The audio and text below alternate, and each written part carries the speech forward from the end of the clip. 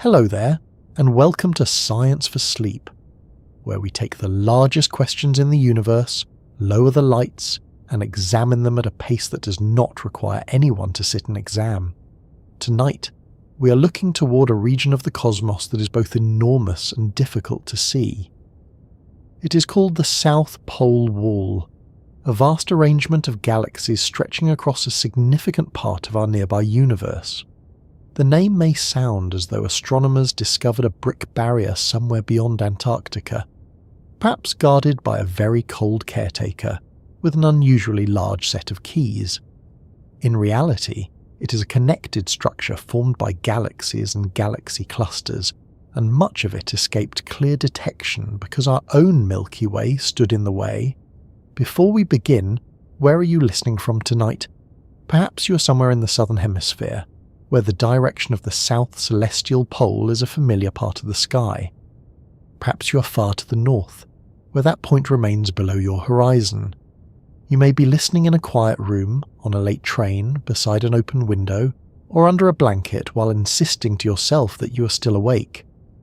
Whatever the local time happens to be, it is worth remembering that the sky above you is not simply a flat display of stars.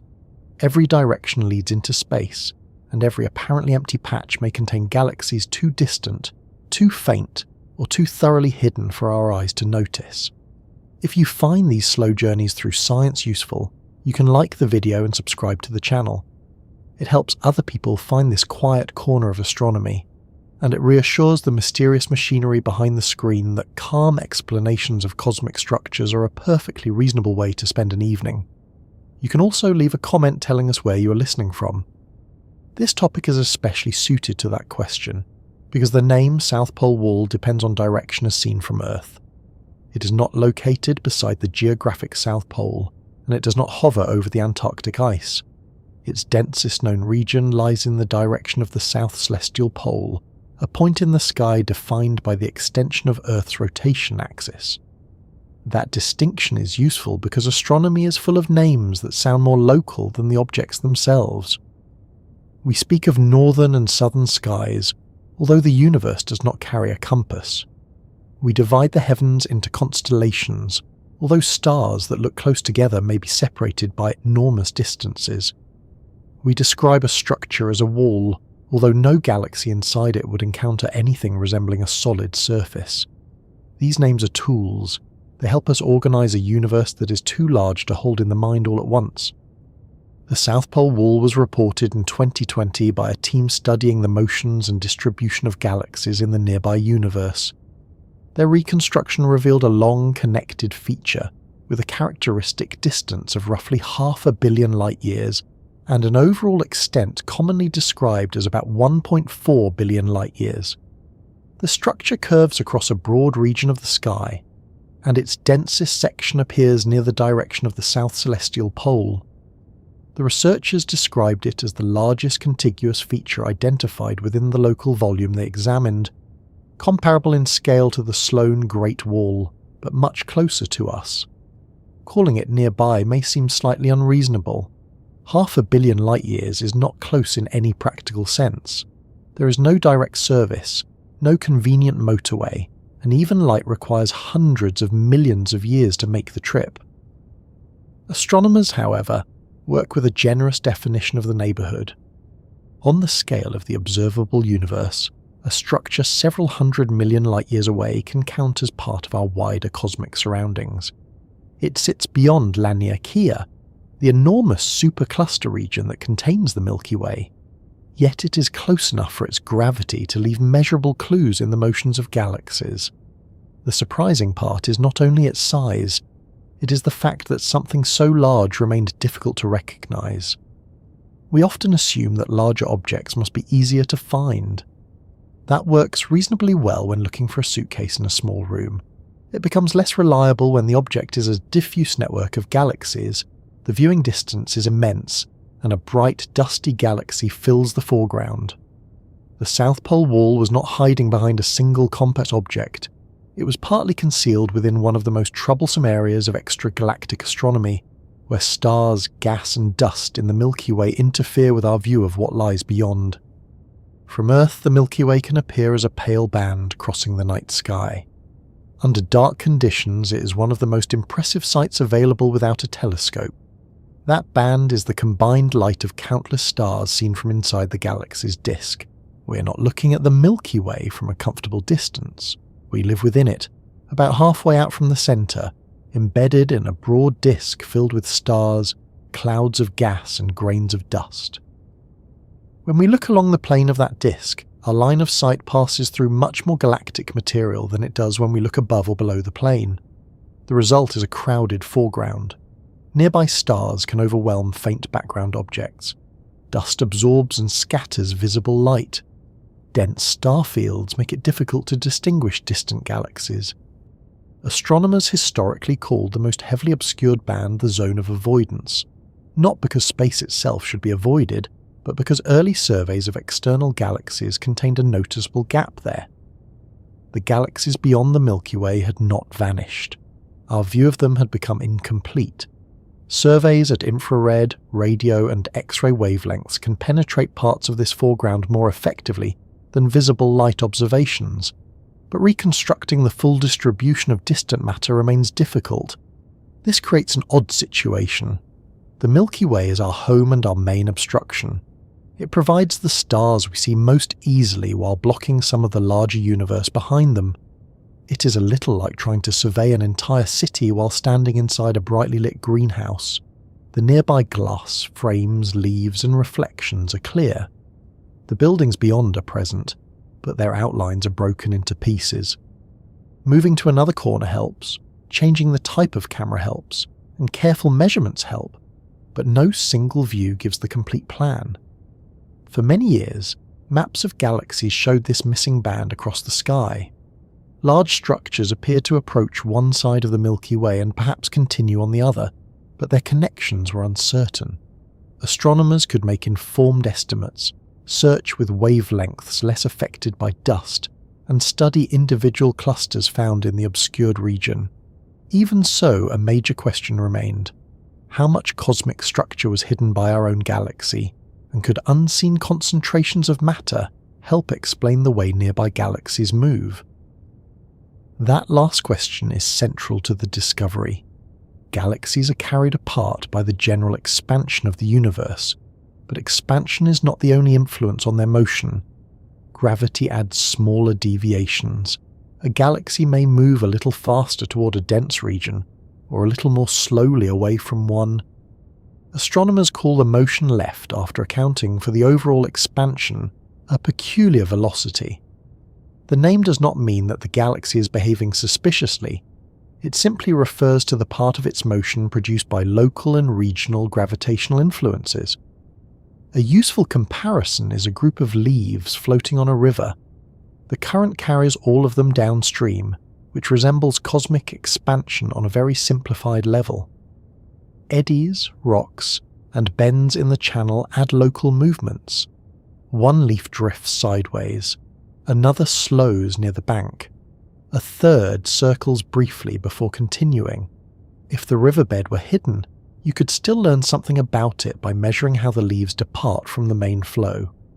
In cosmology, galaxies provide the moving markers, and their peculiar velocities reveal information about the distribution of matter, including matter that may be difficult to observe directly.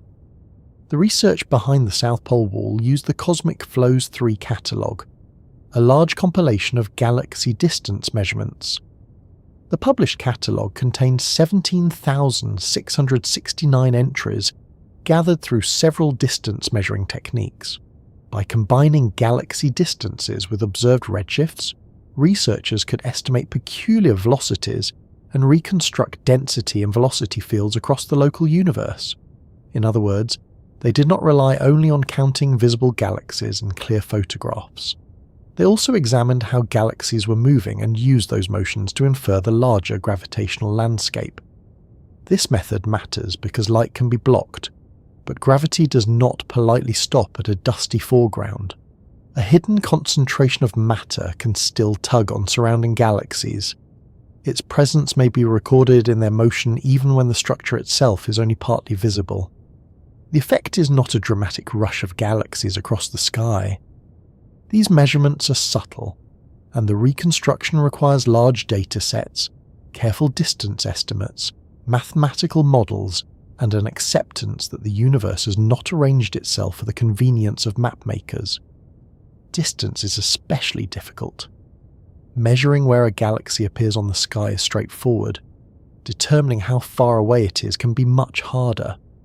Redshift provides information connected to the expansion of the universe, but peculiar motion adds a complication. To separate the two, astronomers need independent distance indicators. Depending on the galaxy and the available observations, they may use relationships involving stellar brightness, exploding stars, galaxy rotation, or the properties of elliptical galaxies. Each method carries uncertainties. Combine enough reliable measurements, however, and broad patterns begin to appear. Imagine entering a dark room containing a large object covered by a sheet. You cannot see the object's surface clearly, but you can touch the sheet at many points. One point rises sharply, another slopes downward. A long ridge extends toward the wall. With enough contact points, you can infer the hidden shape. The cosmic version is far more complicated, because the measuring points are galaxies separated by millions of light years, and the sheet is not a sheet at all. Still, the basic idea is similar. A pattern can be reconstructed from indirect evidence. When researchers produced maps from the cosmic flows data, a long filamentary concentration emerged beyond the Laniakea region. It extended through a large arc and included a dense segment in the direction of the south celestial pole. Parts of the structure matched galaxies already known from surveys. Other sections crossed regions where direct observations were sparse or obscured. The combined density reconstruction and velocity information connected these pieces into a much larger feature. It was named the South Pole Wall. The word wall can easily give the wrong impression. There is no continuous slab, and there is no sharp surface separating one side of the universe from another. On very large scales, matter is arranged in what astronomers call the cosmic web. Galaxies gather along filaments and broad sheets. Dense knots form where these features intersect, often containing clusters of galaxies. Between them lie voids, large regions with much less matter. A wall is a wide, flattened or elongated concentration within this web. It may contain vast numbers of galaxies, but most of its volume is still extraordinarily empty by everyday standards. If you could somehow travel through the South Pole Wall, you would not see a solid barrier approaching the window. There would be no moment when a warning light announced that the wall was 5 kilometers ahead. Individual galaxies would remain separated by huge distances. The structure becomes obvious only when viewed on a scale so large that galaxies can be treated as points in a map. This is similar to seeing the outline of a cloud. Up close, it is only droplets spread through air. From far away, those droplets form a recognizable shape. The same issue applies to its size. Saying that the South Pole Wall extends for about 1.4 billion light-years does not mean every part is equally dense or perfectly connected by a neat line. Cosmic structures are irregular. Their boundaries depend partly on how density fields are reconstructed and how researchers define continuity. The importance of the discovery lies in the coherent pattern. A substantial concentration of matter linked across a huge distance and traced through both observed galaxies and their motions. Its position also makes the discovery relevant to our understanding of local cosmic flows. The Milky Way and nearby galaxies do not sit motionless inside Laniakea. They move under the combined influence of surrounding concentrations and underdense regions. Dense structures attract matter, while voids affect the flow because there is less gravitational pull in their direction. Mapping these influences helps astronomers understand why our local group moves as it does, and how the large structures around us fit together. For a long time, one of the best-known features in this discussion was the Great Attractor, a region associated with a strong concentration of matter in the general direction of the constellations Centaurus and Norma. It too lies near the obstructed band of the Milky Way. Later mapping showed that our motion cannot be explained by one simple object acting alone. The local universe contains several major structures and voids, all contributing to a complicated velocity field. Laniakea, neighbouring superclusters, the Shapley concentration, local voids, and hidden or partly hidden structures participate in the same gravitational geography. The South Pole Wall added an important piece to that geography. It lies immediately beyond Laniakea and wraps around part of the mapped region in a broad arc. The University of Hawaii team described it as extending across roughly 200 degrees of sky, more than a semicircle, with portions reaching into the northern celestial hemisphere despite its southern name. That detail is a useful reminder that names often point to the most noticeable section, rather than the full extent of an object. There is also a basic human lesson in the way it was found. We tend to associate discovery with seeing something for the first time. Astronomy often works differently. A discovery may begin as an unexplained motion, a missing signal, a distortion, or a repeated mismatch between expectation and measurement. Neptune was predicted from its gravitational effect before it was observed. Dark matter is inferred largely through the behaviour of visible matter and light. Exoplanets can reveal themselves by dimming or moving their stars. The South Pole Wall became clear through a combination of direct survey information and the gravitational influence recorded in galaxy velocities. This does not make the structure imaginary or merely mathematical. Indirect evidence is still evidence. You rarely see the wind itself, but you see branches move. You do not watch gravity travel between Earth and the Moon, but you observe the orbit. A doctor may infer what is happening inside a body from signals measured outside it. Science often advances by finding the explanation that best accounts for several independent patterns at once. Even so, reconstruction is not the same as possessing a perfect photograph. Maps can improve as new observations arrive. Distance catalogues grow. Radio surveys detect galaxies through dust. Infrared instruments reduce some kinds of obscuration. Better models refine the estimated density field. Future researchers may adjust the boundaries, connections, or internal details of the South Pole Wall. That is normal. A scientific map is not weakened by revision. It becomes more useful when uncertainties are tested and new information is added. For tonight, the most helpful starting point is simple. We live inside a galaxy that blocks part of our view. Beyond that obstruction lies a wider network of matter. One of its largest nearby connected features remained difficult to identify, because its galaxies were spread across an immense area, and because important sections lay in poorly surveyed directions. By measuring not only where galaxies are but also how they move, astronomers uncovered the outline of the South Pole Wall. There is something quietly practical about this achievement. No one travelled beyond the Milky Way to look back at the hidden region. No telescope was placed a few million light-years above the galactic disk for a clearer angle.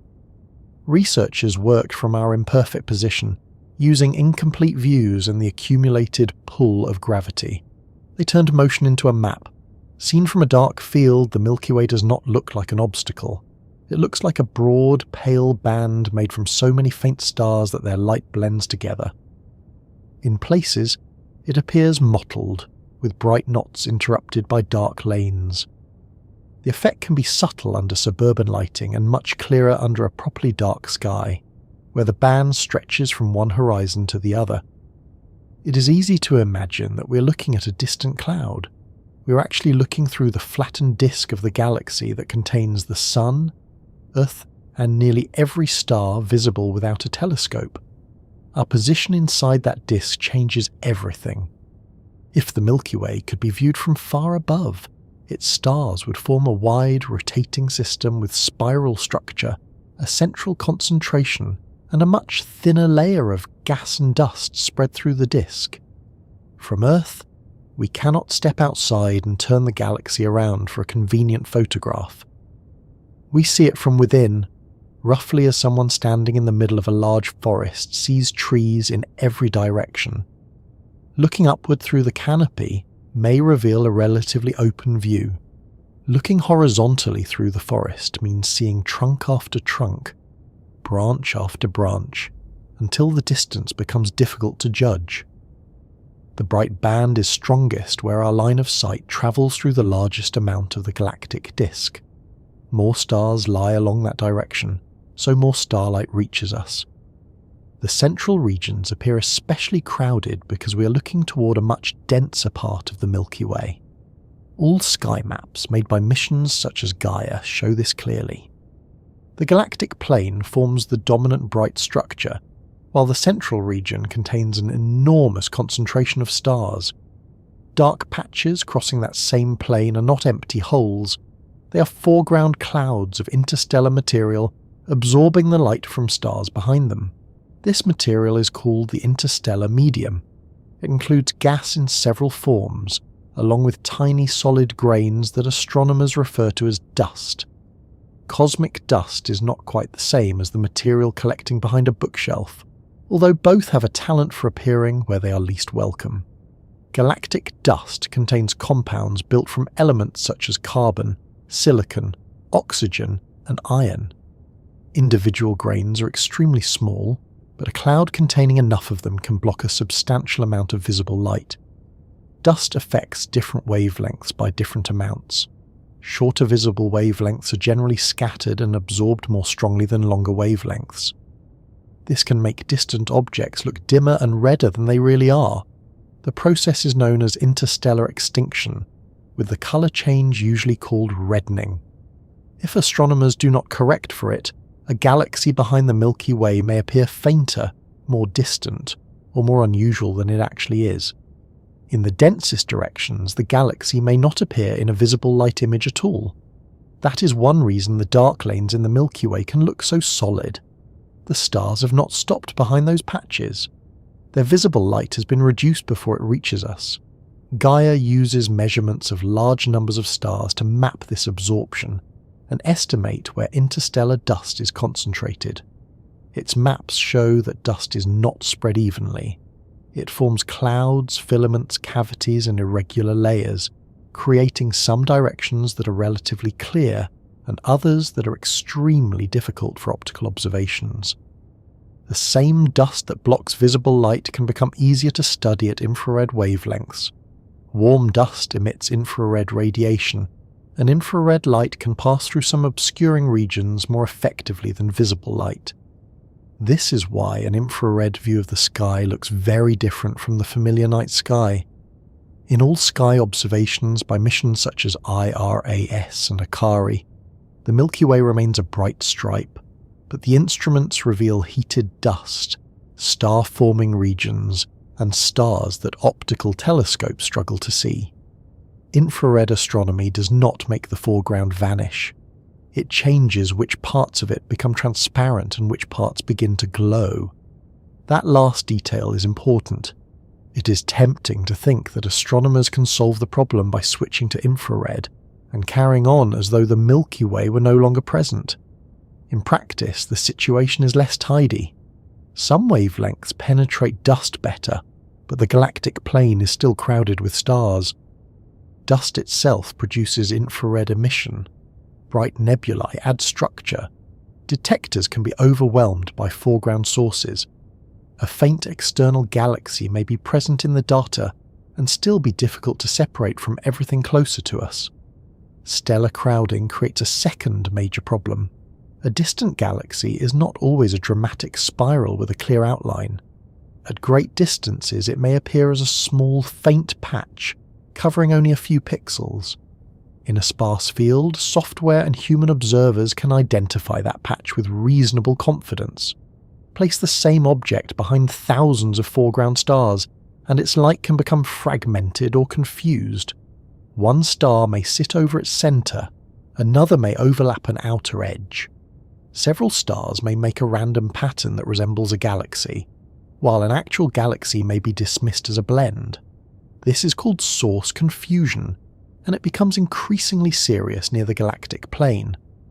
Astronomers must decide whether a measured object is a star, a compact cluster, a nebula, a background galaxy, or some combination placed along the same line of sight. Modern surveys use colour information, shapes, spectra, motion, and machine learning methods to make these classifications, but no method is perfect. The sky does not arrange foreground and background objects into separate labelled folders. Gas adds more complications. Neutral hydrogen in the Milky Way produces strong radio emission at a wavelength of about 21 centimetres. That same spectral line is one of the best tools for detecting gas-rich galaxies beyond the Milky Way.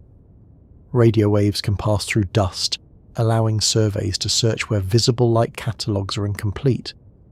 However, signals from external galaxies can overlap with emission from hydrogen inside our own galaxy, especially when their measured velocities are similar.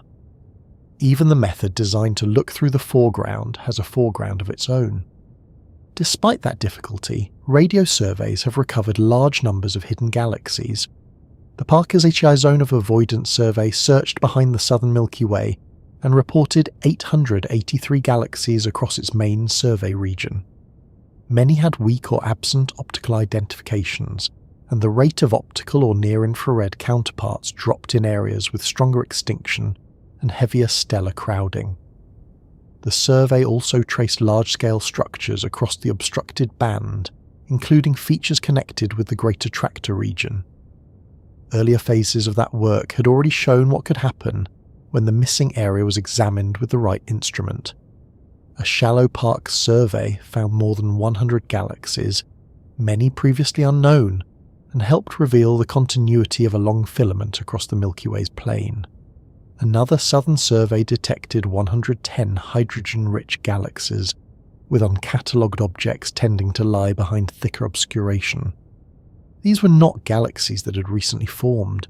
They had been there all along, absent from catalogues because the observing method and foreground conditions made them hard to recognise. X-ray astronomy offers another route. High-energy X-rays can penetrate substantial amounts of gas and dust, allowing astronomers to search for energetic objects and hot gas behind the galactic plane.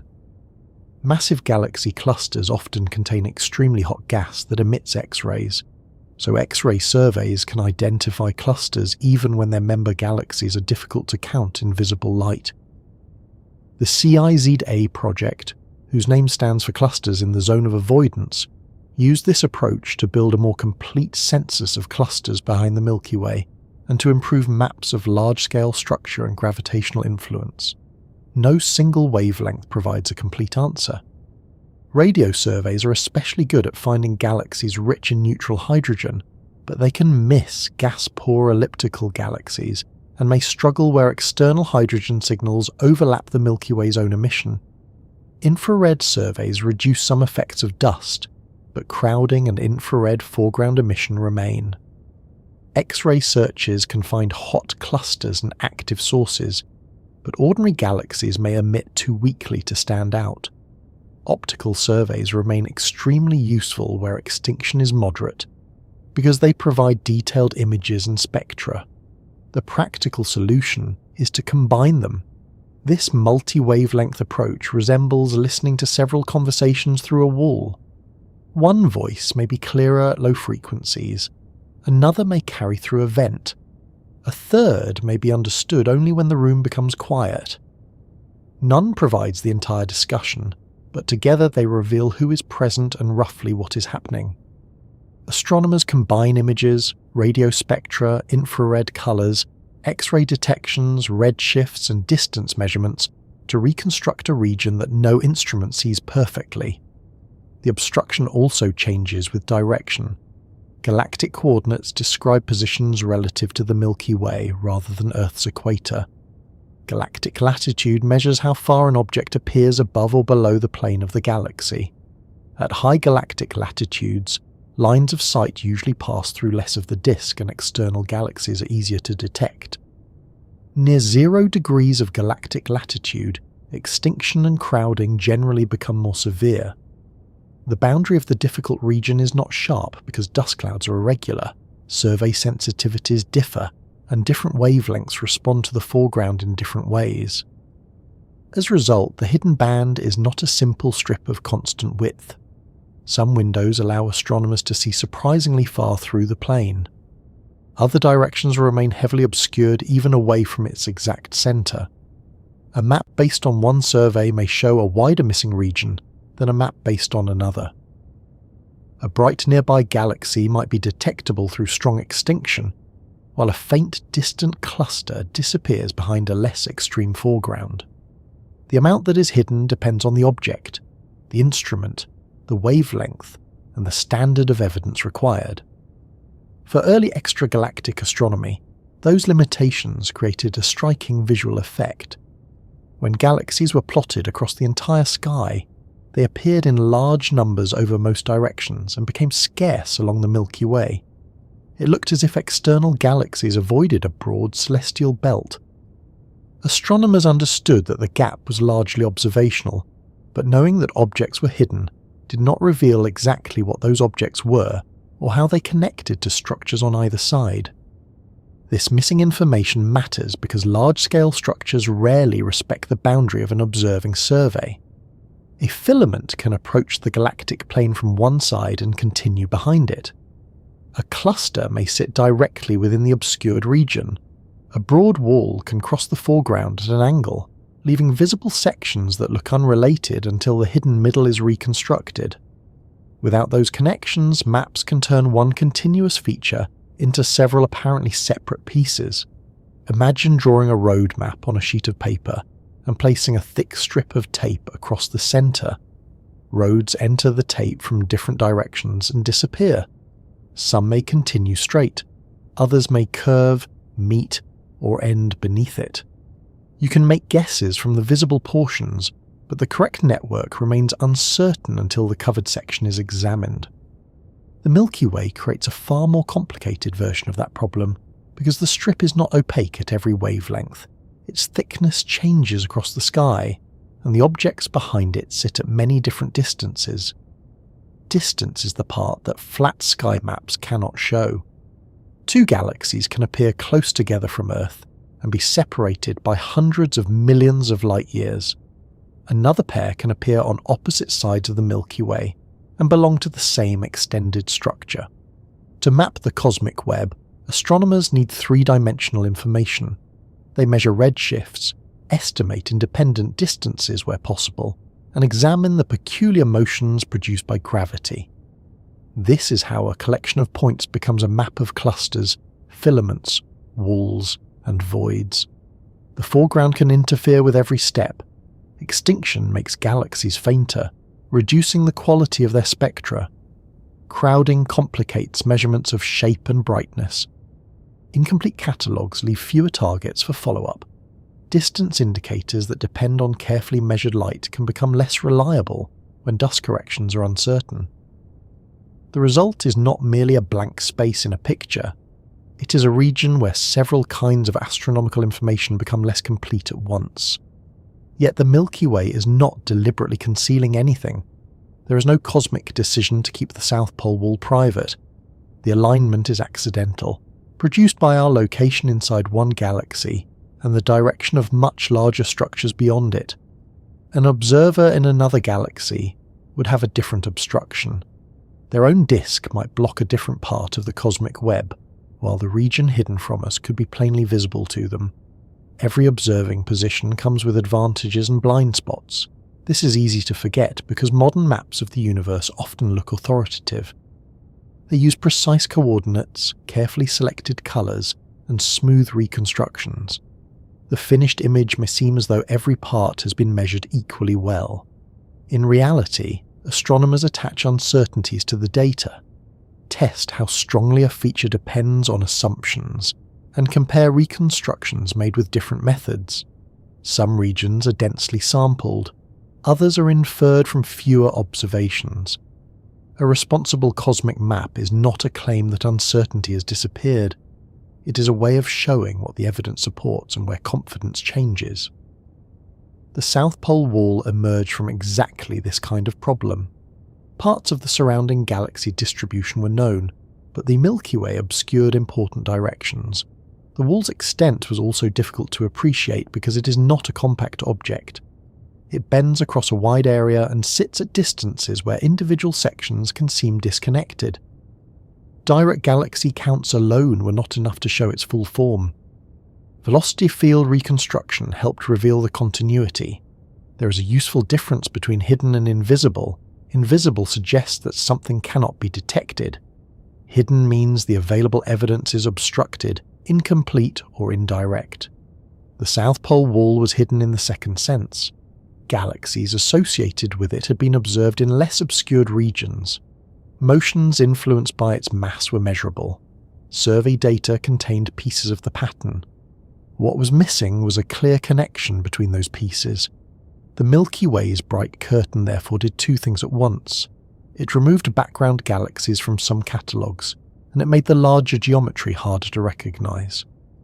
A person solving a puzzle with several pieces covered may identify the colour of the picture, but miss the object being formed. Once enough sections are uncovered, the earlier pieces acquire a new meaning. They were not isolated patches. They belonged to a continuous arrangement. As measurements improved, astronomers became better at working around the foreground rather than pretending it was not there. Dust maps allowed more careful corrections. Infrared observations found objects missed in visible light. Radio surveys detected hydrogen-rich galaxies through the plane. X-ray searches located massive clusters. Galaxy velocities offered information about concentrations that were only partly observed. Each method reduced a different part of the uncertainty. The remaining gap gained a name that has lasted far longer than the original photographic limitations that created it. The bright band crossing our sky became the place where galaxy maps thinned out, where structures disappeared and sometimes returned on the other side, and where the route toward understanding the South Pole wall would pass next, the Zone of Avoidance. The name sounds more dramatic than the problem first appears. The Zone of Avoidance is not a forbidden region of space, and galaxies do not change direction when they approach it. It is a band of sky where our view of the wider universe becomes incomplete, because the disk of the Milky Way fills the foreground. Early maps showed fewer external galaxies there, so the region looked as though galaxies were avoiding it. The missing population was mostly an effect of observation. We were the ones having difficulty looking through, while the galaxies beyond continued with their usual business, entirely unaware that they had been placed inside a suspiciously named area on our maps. To understand how that gap appeared, imagine an astronomer working with photographic plates before digital detectors, automated catalogues, and space telescopes. A long exposure records many points and patches of light. Stars appear sharp. Galaxies may look wider, softer, or slightly elongated. Away from the Milky Way's plane, the distinction can be manageable. Closer to the plane, the plate becomes crowded. Foreground stars overlap one another, dust dims the background, and small galaxies are harder to recognize. A surveyor examining thousands of objects eventually reaches a practical limit. Beyond that limit, uncertain marks are left out rather than confidently entered into a catalogue. When those catalogues were plotted across the whole sky, the result contained a broad, empty-looking strip that followed the Milky Way. It was not perfectly empty, and it did not have a neat edge. The number of visible galaxies simply fell as extinction and crowding increased.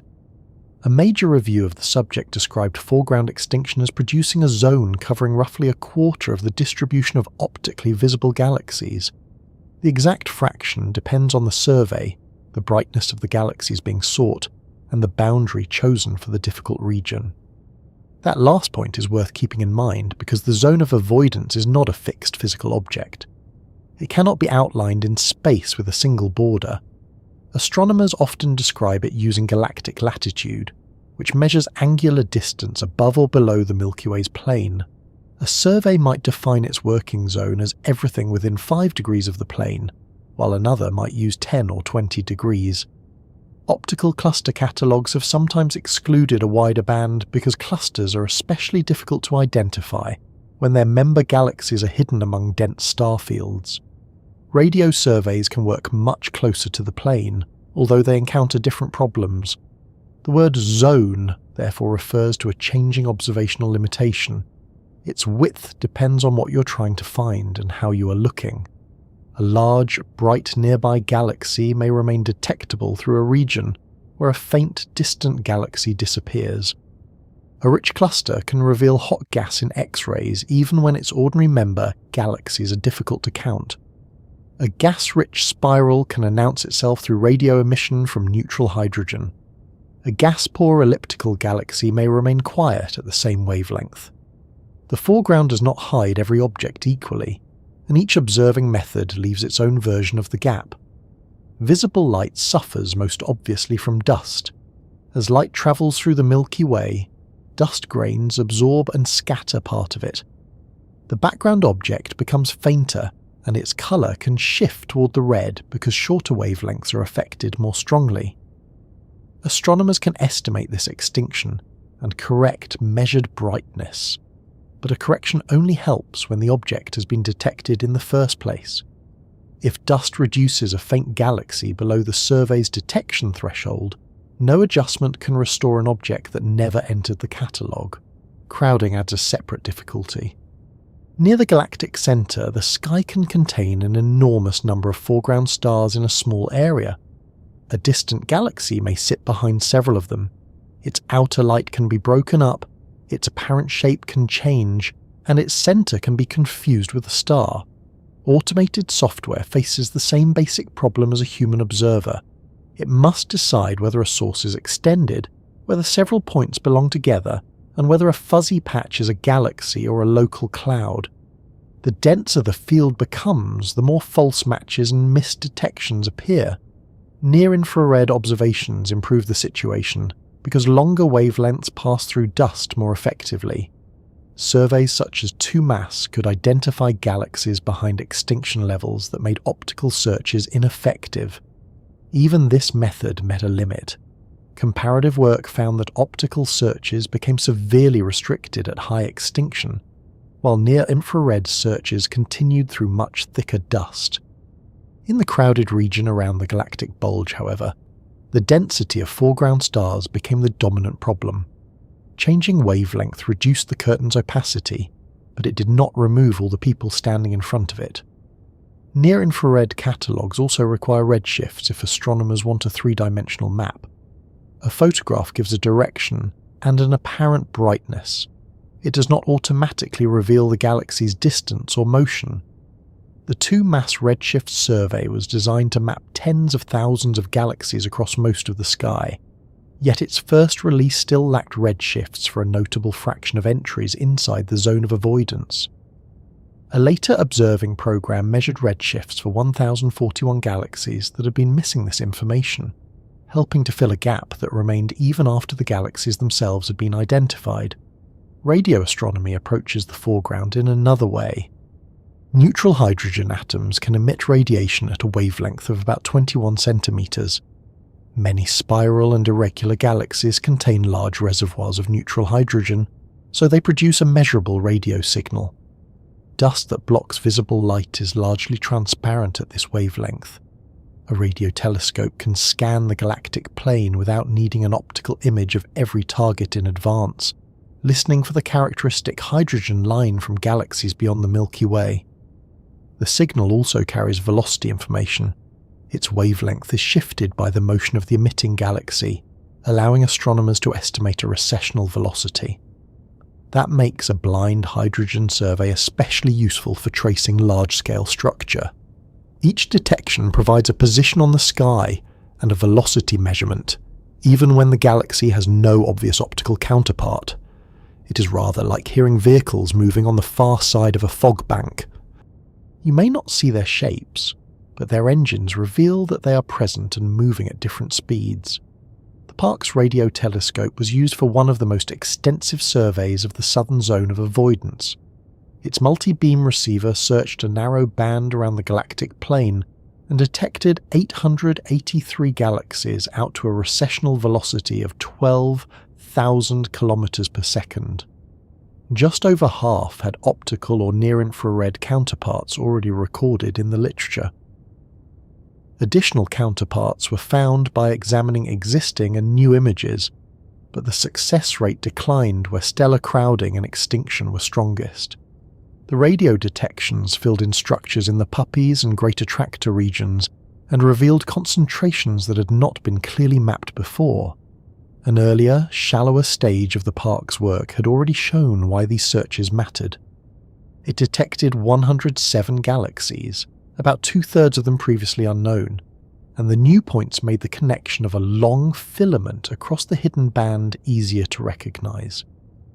The individual galaxies were useful, but the larger achievement was restoring continuity. A feature that seemed to stop at one edge of the Milky Way and resume somewhere else could be followed through the middle. Radio surveys are not a universal solution. Galaxies with little neutral hydrogen can be missed, including many elliptical galaxies found in the centres of rich clusters. Very distant or low-mass systems may produce signals too weak to detect. Strong radio emission from the Milky Way can increase noise. Most awkwardly, hydrogen inside our own galaxy emits at the same basic wavelength. When the velocity of an external galaxy places its signal close to the Milky Way's emission, the two can overlap. The cosmic curtain has a radio version, although it is narrower and built from different material. X-ray observations help recover another part of the missing population. Large clusters of galaxies contain gas heated to millions of degrees. That gas emits X-rays, and sufficiently energetic X-rays can pass through levels of obscuration that defeat ordinary optical surveys. The CIZA project used X-ray selected candidates to search for clusters behind the galactic plane, where older optical cluster catalogues had excluded a broad strip. This approach was particularly important around the Great Attractor, where understanding the distribution of massive clusters was necessary for interpreting local galaxy motions. Finding a cluster in X-rays usually begins another sequence of observations. Astronomers identify an extended or unusually bright X-ray source, search for galaxies at the same position, take spectra, and determine whether those galaxies share similar redshifts. The X-ray signal indicates hot gas and a deep gravitational potential, but optical or infrared follow-up helps establish what the system contains. Once again, several methods work together. One opens the door, another checks the address, and a third makes sure the supposed cluster is not merely several unrelated objects lined up by chance. The need for such care becomes clear when considering what large structures are made from. A wall or filament is not defined by one spectacular galaxy. It is recognized through the distribution of many galaxies, groups, and clusters across 3 dimensions. Missing a few faint galaxies may not change the map very much. Missing an entire cluster can alter the apparent density of a region. Missing a chain of groups can break a filament into separate pieces. The Zone of Avoidance was therefore more than an irritating blank stripe. It affected attempts to identify the shapes, connections, and gravitational importance of nearby structures. This was especially serious in the Great Attractor region. Measurements showed that the Milky Way and many neighbouring galaxies participate in a broad flow, but part of the relevant sky lies close to the galactic plane. Early descriptions could make the Great Attractor sound like one enormous hidden object pulling everything toward it. Continued surveys produced a more complicated picture involving the Norma cluster, the Centaurus wall, additional concentrations, and structures at different distances. The attraction came from a landscape of mass rather than a single cosmic vacuum cleaner parked behind the Milky Way.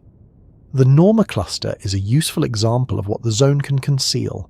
It lies close to the galactic plane in a direction with strong obscuration and crowding, yet it is one of the important clusters associated with the Great Attractor region.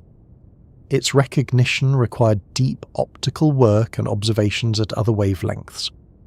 Had it been located far from the Milky Way's plane, it would have been easier to catalogue and place into maps. Its position did not make it less massive. It only made our inventory less complete. Voids can also be misread when the foreground is missing. A region may look underdense because galaxies are genuinely scarce, or because the galaxies have not been detected. To claim a cosmic void, astronomers need confidence that the emptiness belongs to the universe rather than the survey. Radio observations have helped trace the borders of the local void and other underdense regions near the Zone of Avoidance. Adding galaxies can shrink a supposed void, divide it, or show that a filament runs through what had looked empty on an optical map. This illustrates a recurring problem in astronomy. Absence in a catalogue is not the same as absence in space. Every survey has a selection function, meaning that some kinds of objects are easier to include than others. Bright galaxies enter before faint ones. Gas-rich galaxies enter radio catalogues more readily than gas-poor systems. X-ray luminous clusters stand out, while low-mass groups may not. Dust and crowding make all these effects depend on direction.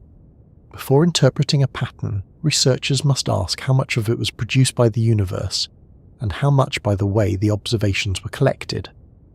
Modern reconstruction methods address this by combining catalogues and using statistical models.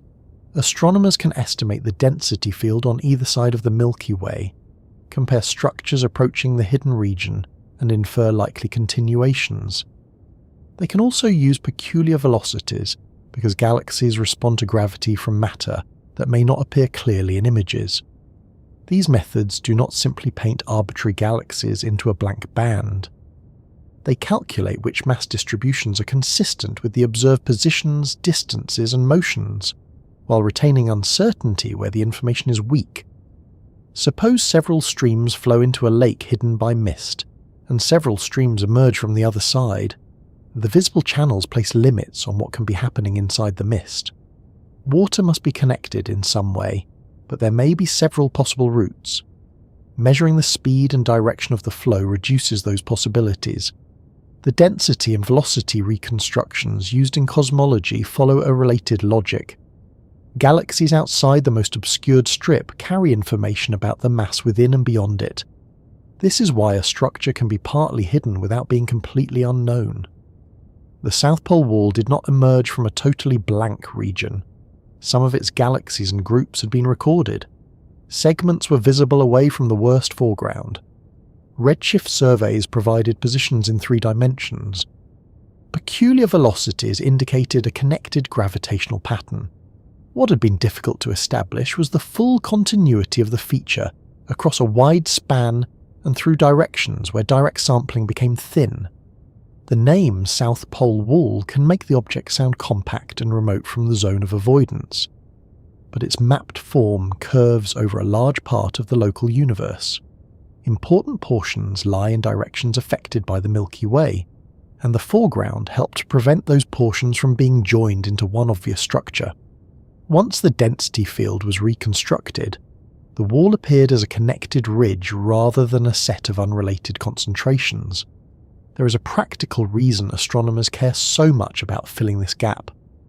Our own motion through the universe is measured relative to the cosmic microwave background, the faint radiation left from the early universe. The local group does not rest perfectly within that background. It has a substantial peculiar velocity produced by the uneven distribution of matter around us. Dense regions pull, underdense regions contribute to the imbalance, and the total motion reflects structures across a very large volume. A missing band in the mass map makes it harder to account for that movement. Whole sky coverage is therefore not a matter of making the map look neat. It is needed to test whether known structures explain observed flows. If a hidden concentration contains enough mass, it can affect galaxies far beyond its visible boundary. If surveys underestimate that concentration, models may leave an unexplained remainder. Researchers then need to determine whether the discrepancy comes from measurement error, incomplete sampling, a structure beyond the survey volume, or mass hidden behind the Milky Way. The Zone of Avoidance has narrowed as instruments and catalogues have improved, but it has not disappeared. Its optical form remains substantial in dusty, crowded directions. Infrared, radio, and X-ray observations overlap without becoming identical. Even a modern all-sky map contains regions with different levels of completeness and different types of uncertainty. The phrase survives because the underlying problem survives. We are mapping the universe from inside one of its galaxies. That position is inconvenient, but it also teaches a useful habit. Astronomers cannot judge the universe only by what is easiest to see. They must account for foregrounds, missing data, and the ways different objects enter a survey. The hidden band forced researchers to build methods that combine wavelengths, motions, and statistical reconstruction. Those same methods became essential for identifying the South Pole Wall. Filling the zone of avoidance does more than add points to an atlas. It restores connections. A cluster on one side can be linked to a filament on the other. A supposed empty region can be tested. A flow of galaxies can be compared with the mass that should produce it. As those connections appear, the sky stops looking like a collection of isolated islands and begins to reveal a much larger arrangement. The larger arrangement revealed by those restored connections is known as the cosmic web. The name describes the way matter is distributed across very large scales. Galaxies are not scattered through space like grains shaken evenly across a table. They gather into clusters, extend along narrow filaments, spread through broader walls, and surround large regions containing relatively few galaxies. When astronomers plot enough galaxy positions in 3 dimensions, these different structures join into a network that covers the observable universe. The web is not an additional object placed inside space. It is the large-scale pattern made by matter itself. Stars, galaxies, hot gas, and dark matter all contribute to it, although they do not contribute equally and cannot all be observed in the same way. Most ordinary maps begin with galaxies because galaxies emit light and can be located across enormous distances. They act as visible markers of a much larger matter distribution dominated by dark matter. A single photograph does not reveal this pattern very well. Even the deepest astronomical image compresses distance onto a flat surface. A small nearby galaxy and a large distant galaxy can appear beside one another, even though they occupy completely different parts of space. To build a useful map, astronomers need 2 angular coordinates to give the direction of each galaxy, and a third measurement to estimate how far away it is. That third measurement usually begins with a spectrum. When light from a galaxy is separated into its component wavelengths, it contains recognizable features produced by atoms in stars and gas. Those features appear at known wavelengths when measured in a laboratory. In the spectrum of a distant galaxy, they are generally shifted toward longer, redder wavelengths, because the universe has expanded while the light was travelling toward us. The amount of this redshift provides a practical way to place the galaxy within a 3-dimensional survey. This does not mean redshift is identical to distance in every situation.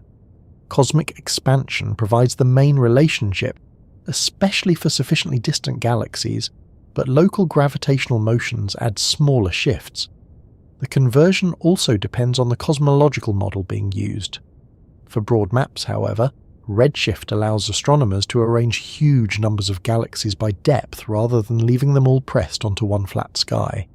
The result is often shown as a wedge-shaped diagram. Earth sits at the narrow point. Each dot represents a galaxy, and distance increases outward. Empty-looking regions separate crowded arcs and branching chains. Surveys such as the Sloan Digital Sky Survey have mapped around 1 million galaxies across distances of billions of light-years, making the web visible through the accumulated positions of individual systems. The dark gaps in such survey diagrams can represent real cosmic voids, areas outside the survey coverage, or regions obscured by the Milky Way, so the map must always be read with its observing limits in mind. At first glance, the pattern can look like the result of galaxies expanding outward from Earth. That is only an effect of the diagram. Earth is placed at the centre because every distance was measured from our observing position, not because the Milky Way occupies the centre of the universe.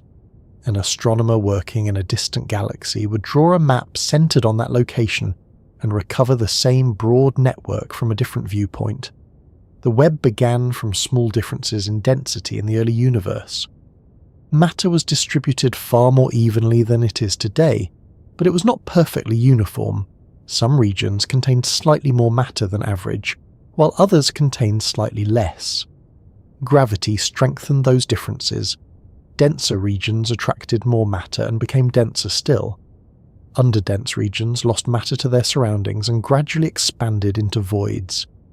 Dark matter played a major role in this process.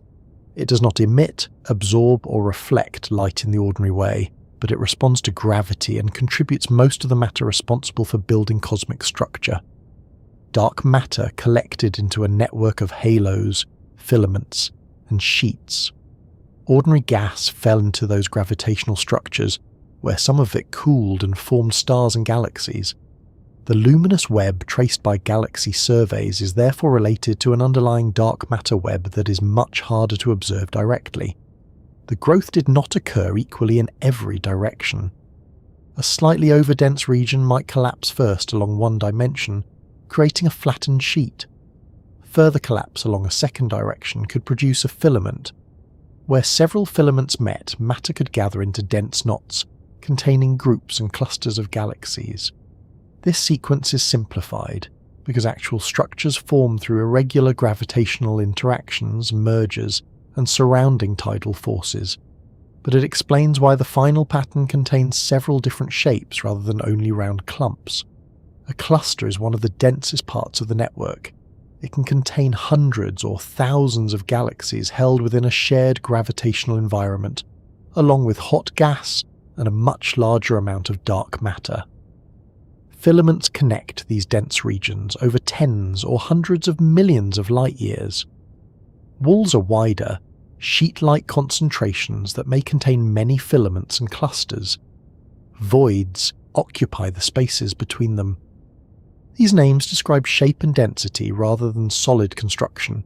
A filament is not a cable, a wall is not a barrier, a void is not completely empty. Even the densest large-scale feature contains enormous distances between its galaxies, while voids can contain isolated galaxies, thin filaments, gas, and dark matter.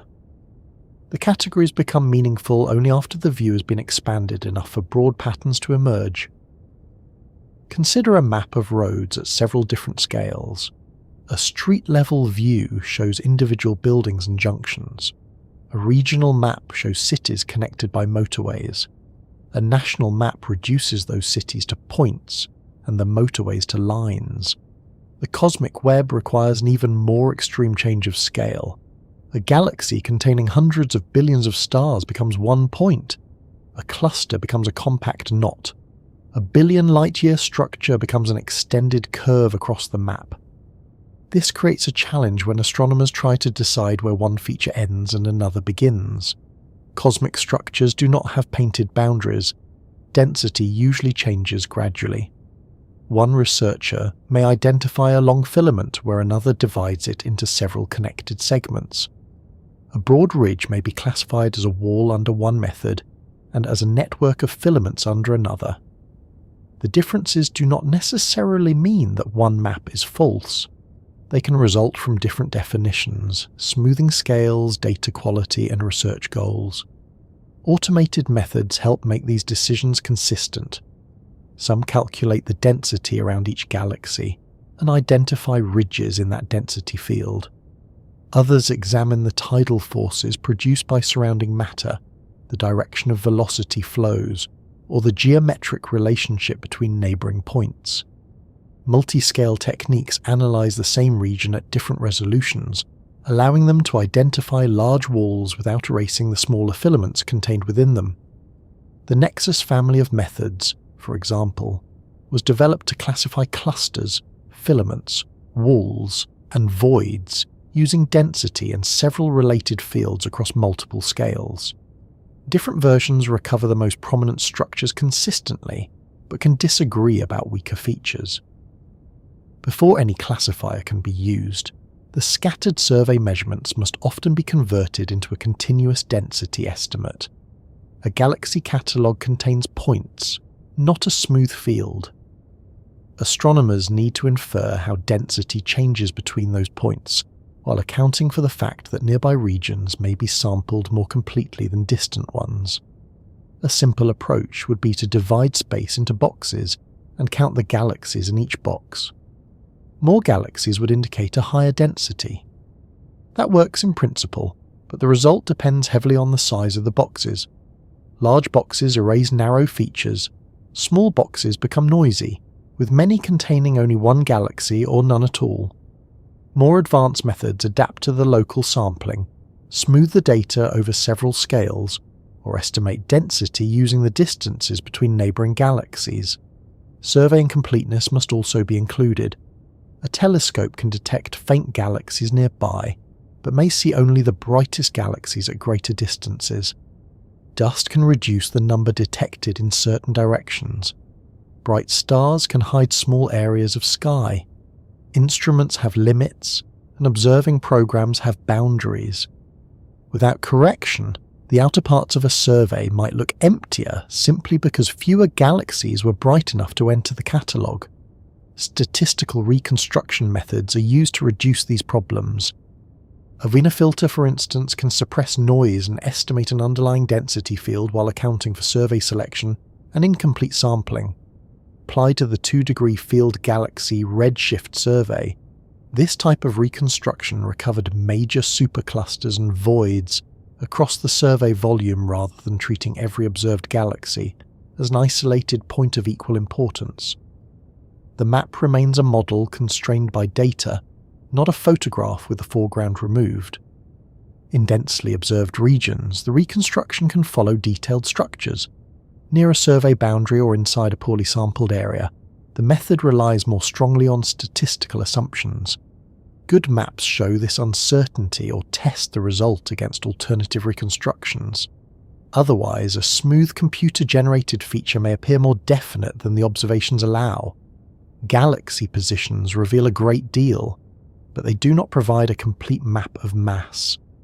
Galaxies are biased tracers, meaning they do not form with equal efficiency in every environment or represent the underlying matter distribution in a perfectly uniform way. Bright galaxies may be common in some types of halo and rare in others. Two regions containing similar total mass may host different visible galaxy populations. A complete reconstruction needs ways to examine matter that does not shine. Gravitational lensing is one of the most useful methods. According to general relativity, mass changes the path followed by light. When light from a distant galaxy passes through the gravitational field of foreground matter, its observed image can be slightly distorted. A massive cluster may produce dramatic arcs or multiple images, a phenomenon called strong lensing. Across wider and less concentrated regions, the effect is much smaller. This weak lensing cannot usually be identified reliably from one galaxy, because galaxies already have many natural shapes. Astronomers instead measure the orientations of very large numbers of background galaxies and search for a small, coherent pattern of distortion. That pattern is called shear. By estimating how the foreground mass has sheared the background images, researchers can reconstruct a projected map of mass, often called a convergence map. The map includes dark matter as well as ordinary matter because gravity responds to both. Dark energy survey researchers used weak lensing measurements to build mass maps covering thousands of square degrees, comparing reconstructed concentrations with visible cosmic web structures and studying the lensing signal around voids. The measurement is extremely delicate. Telescope optics can distort galaxy shapes. Earth's atmosphere can blur ground-based images. Detector effects, uncertain galaxy distances, and the natural variation in galaxy shapes all add noise. Researchers calibrate these effects using simulations, repeated measurements, stars within the same images, and comparisons between different reconstruction techniques. The final map does not show every dark matter filament sharply. It reveals the statistical distribution of foreground mass within the resolution and sensitivity of the survey. Light from the cosmic microwave background can be used in a related way. This radiation travelled through most of the observable universe before reaching us. Matter along the route deflected it slightly, leaving a lensing pattern across the microwave sky. Reconstructing that pattern gives astronomers an integrated view of matter over a much greater depth than most galaxy weak lensing maps. Updated analyses of Planck data have produced maps of the cosmic microwave background lensing potential, and used them to constrain the amount and clustering of matter.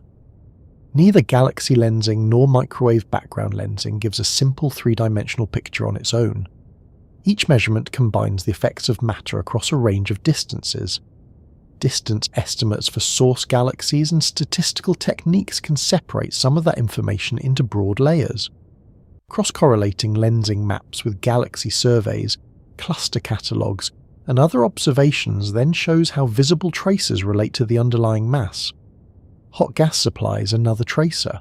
Gas falling into a cluster's deep gravitational potential becomes heated and emits X-rays.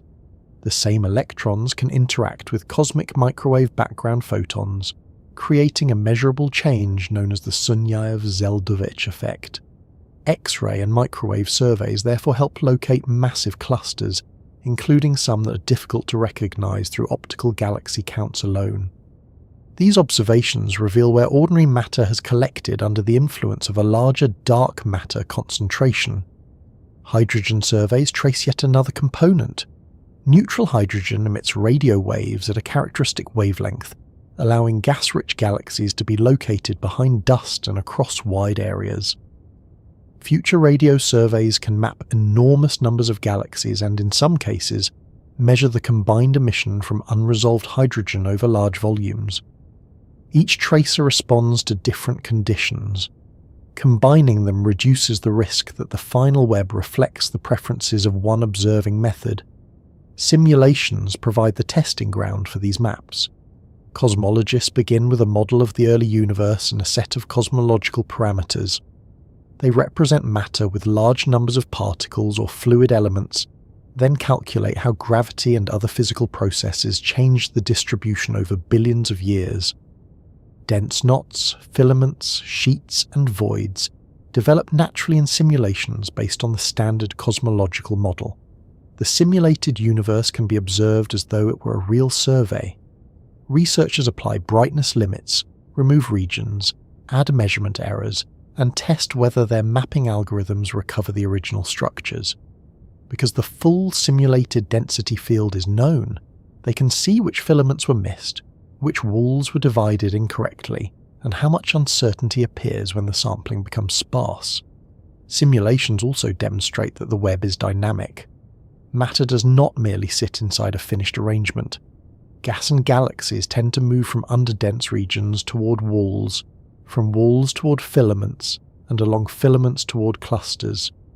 Mergers alter the dense knots. Voids expand relative to their surroundings as matter drains away. The present-day map is one stage in a process that has continued since the early universe.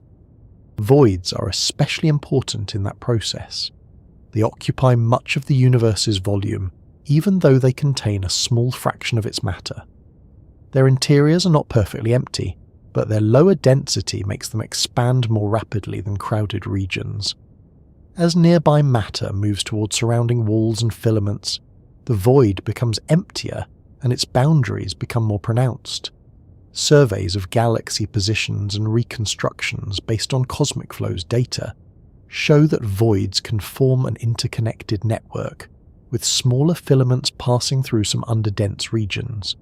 From inside a galaxy, the cosmic web cannot be seen in the way a spider's web can be seen across a window. It is assembled through measurement. Sky coordinates provide direction. Spectra provide redshifts. Independent distance indicators help separate expansion from local motion. Lensing reveals projected mass. X-rays and microwave observations locate hot cluster gas. Radio surveys find hydrogen-rich systems behind dust. Statistical methods fill in density fields, while simulations test whether those methods recover structures accurately. The phrase, mapping the invisible universe, can therefore be slightly misleading if taken too literally. Astronomers are not taking a direct picture of every unseen particle. They are measuring the effects that matter has on light, gas, galaxies, and motion. The invisible distribution is inferred from several visible consequences. Confidence grows when independent methods point to the same concentration or the same underdense region. For the South Pole Wall, galaxy positions formed only part of the evidence. The wall extends across an area where survey completeness changes, and where the Milky Way blocks important sections. A direct map based only on visible galaxies could show fragments without making the connection obvious. Gravitational flows offered another source of information because galaxies react to the total distribution of matter, including regions that are faint or obscured. This is the point at which the map becomes less like a catalogue and more like a weather chart. A weather map does not only mark where clouds have been photographed. It uses pressure, temperature, wind direction, and movement to infer the larger system. In the same way, a cosmographic map can use the velocities of galaxies to identify regions of attraction, outflow, and changing density. Those motions are small additions to the overall expansion of the universe, and measuring them requires more than a redshift alone. Astronomers need an independent estimate of each galaxy's distance, then compare the recession expected from cosmic expansion with the recession actually observed. The difference is the galaxy's peculiar velocity. One object can give an uncertain result. Thousands of objects begin to reveal a coherent flow. A galaxy moving slightly faster in one direction does not identify a wall by itself. A repeated pattern across many galaxies can. Streams can converge toward a dense ridge, move away from a void, or bend under several competing influences. Even where the foreground limits direct observations, the surrounding motions can preserve information about the matter distribution. That ability was crucial near the South Pole Wall. The visible sections indicated that substantial structures were present, but the velocity field showed how separate pieces belonged to a larger connected feature. How can these quiet departures from cosmic expansion uncover a structure hidden behind the Milky Way? The motions we need to follow are not the obvious movements of galaxies across the night sky. A distant galaxy does not normally sweep from one constellation to another during a human lifetime. Even when it is travelling at hundreds of kilometers per second, its enormous distance makes that sideways movement appear extremely small. The useful clue is usually found along our line of sight, in the difference between how quickly the galaxy seems to be receding, and how quickly it would be expected to recede if it were carried only by the general expansion of the universe. That expansion gives astronomers a starting rule. On sufficiently large scales, more distant galaxies tend to have larger recession velocities. The relationship is commonly written as velocity equals the Hubble, constant multiplied by distance. It is a simplified expression, and cosmology becomes more complicated across very great distances, but it works well for describing the nearby volume involved in this story. Give a galaxy a reliable distance, apply the expected expansion rate, and you have an estimate of how quickly it should be moving away from us. The observed velocity comes from the galaxy's redshift. Astronomers spread its light into a spectrum and identify features produced by familiar atoms. If those features have shifted toward longer wavelengths, the amount of the shift reveals the galaxy's motion along our line of sight, together with the stretching associated with cosmic expansion. The measurement can be remarkably precise. The difficult part is deciding how much of that motion belongs to expansion, and how much belongs to the galaxy's local gravitational surroundings. Subtract the expected expansion velocity from the observed velocity, and the remaining value is called the peculiar velocity. To a first approximation, astronomers can express it as the observed velocity minus the Hubble, constant, multiplied by the independently measured distance. The South Pole Wall research used this separation as the basic way to turn galaxy distances into evidence about the distribution of matter. The word peculiar sounds as though the galaxy has ignored an important rule. It has not. Every galaxy participates in several motions at once. Cosmic expansion carries large regions apart. Gravity from nearby and distant concentrations adds smaller movements on top of that expansion. A galaxy can be receding from us overall, while also falling toward a cluster. It can be moving away more slowly than expected because a concentration of matter lies behind it, or more quickly because it is falling toward a concentration on our side. Picture a moving walkway at an airport. The walkway carries everyone in one direction at a steady rate. One passenger stands still and travels with the belt. Another walks in the same direction and moves faster. A third walks against the belt and moves more slowly relative to the building, although the walkway continues underneath.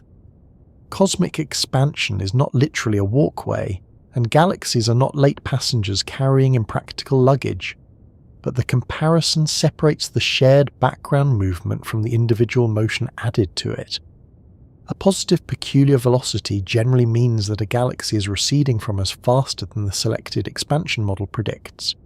A negative value means it is receding more slowly, or moving toward us strongly enough to overcome part of the expansion. The sign alone does not identify the cause. Astronomers must examine many galaxies spread across a large volume and look for a coherent pattern. One uncertain distance can produce a misleading peculiar velocity. A whole catalogue can reveal a flow. If galaxies on the near side of a dense region tend to move away from us faster than expected, while galaxies on the far side move away more slowly, both sets may be falling toward the same concentration. Their motions point inward from opposite directions. Reverse the pattern, and the galaxies may be moving away from an underdense region.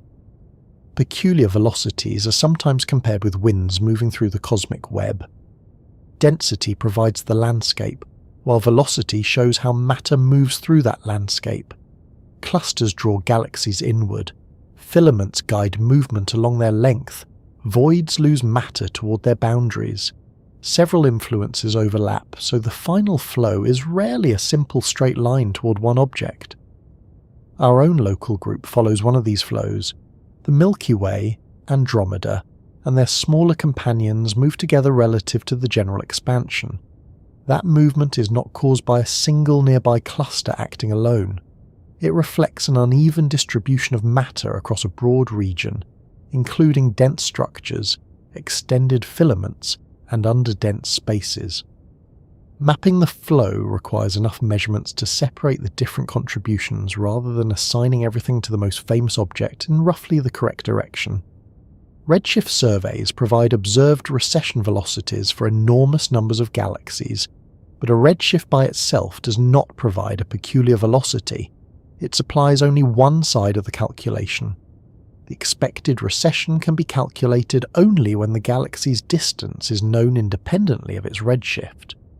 This requirement turns an apparently simple subtraction into one of the harder measuring problems in astronomy. Distances within the solar system can be measured with radar. Distances to nearby stars can be found through parallax, the small apparent shift caused by viewing a star from different positions in Earth's orbit. Galaxies involved in the South Pole Wall study are far beyond the range where ordinary stellar parallax can be measured for the galaxy as a whole. Astronomers instead use objects and relationships whose true brightness or physical behaviour can be estimated. The sequence of overlapping methods is often called the cosmic distance ladder. Nearby methods calibrate methods that reach farther. No single rung covers every distance and every type of galaxy. Cepheid variable stars provide one rung. Their pulsation periods are related to their intrinsic luminosities. Measure the period, estimate the true luminosity, compare it with the apparent brightness, and the distance can be calculated after corrections for dust and other effects. The tip of the red giant branch provides another method.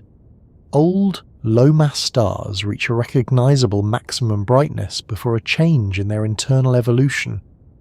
In a sufficiently resolved galaxy, the apparent brightness of that feature can be compared with its calibrated luminosity. Surface brightness fluctuations use the graininess in the light of an unresolved galaxy. A nearby galaxy appears more uneven because individual bright stars have a stronger statistical effect, while a more distant galaxy looks smoother. Type 1. A supernovae can be observed much farther away. Their peak luminosities are not absolutely identical, but the variation can be standardized using the shape and color of the light curve. Once calibrated, they become powerful distance indicators. They're also inconveniently dependent on stars exploding at the right time. An astronomer cannot usually telephone a galaxy and request one before the observing run ends. For spiral galaxies, one of the most productive methods uses the relationship between rotation and luminosity, often called the Tully-Fisher relation. A spiral galaxy's rotation speed can be estimated from the width of its spectral lines, especially the radio line emitted by neutral hydrogen. Faster rotating galaxies tend to be intrinsically more luminous. Compare the luminosity predicted from the rotation with the brightness observed from Earth, and the difference provides a distance estimate. The relationship is useful because radio observations can measure rotation even when visible light conditions are poor and spiral galaxies are common. It still requires careful work. A tilted disk presents a different line width from a face-on disk. Dust can affect brightness. Star formation histories alter the emitted light. Calibration must remain consistent across instruments and samples. The result for one galaxy carries a significant uncertainty, but measurements from many galaxies can reveal a stable regional pattern. Elliptical galaxies do not have the same rotating disks, so astronomers use other relationships. The fundamental plane connects an elliptical galaxy's size, surface brightness, and the speeds of stars moving within it. Two of those quantities can help predict the third in physical units. Comparing the predicted physical size with the apparent angular size then provides a distance. Large surveys can apply this method to thousands of galaxies, especially in groups and clusters where elliptical galaxies are common. Cosmic Flows 3 gathered 17,669 galaxy distance entries. Major additions included 2,257 distances based on the relationship between spiral galaxy rotation and luminosity, using infrared photometry obtained with the Spitzer Space Telescope. Another 8,885 distances came from fundamental plane measurements supplied by the 6DF Galaxy Survey collaboration. Smaller additions expanded the tip of the red giant branch and Type 1a supernova compilations. The catalogue was not merely a longer list of galaxies. Different distance methods had to be placed on a consistent scale. Measurements sometimes overlapped. Several galaxies might belong to the same group, giving researchers an opportunity to compare methods and average over individual errors. Calibration points had to be selected so that a distance measured through spiral rotation agreed within its uncertainty, with a distance measured through an exploding star or an elliptical galaxy structure. Grouping is especially helpful because galaxies inside the same gravitational system are at nearly the same cosmological distance. One member may contain a useful supernova. Several spirals may provide rotation-based distances. Elliptical members may supply fundamental plane measurements. Combining them reduces the influence of an unusual galaxy or an imperfect observation. It does not remove every uncertainty, but it prevents one noisy measurement from being treated as a detailed description of the surrounding flow. The distance errors are usually much larger than the redshift errors. That imbalance is one of the central difficulties in peculiar velocity work. Suppose the observed velocity is measured very accurately, but the distance carries an uncertainty of 15 or 20%. Multiplying that uncertain distance by the Hubble constant creates a wide range of expected expansion velocities. The relatively small residual left after subtraction may then carry a large uncertainty. At a distance of 100 megaparsecs, a 10% distance error means an uncertainty of 10 megaparsecs. Using a Hubble constant near 70 km per second per megaparsec, that distance uncertainty corresponds to roughly 700 km per second in the expected expansion velocity. The peculiar motion being sought may be only a few hundred kilometers per second.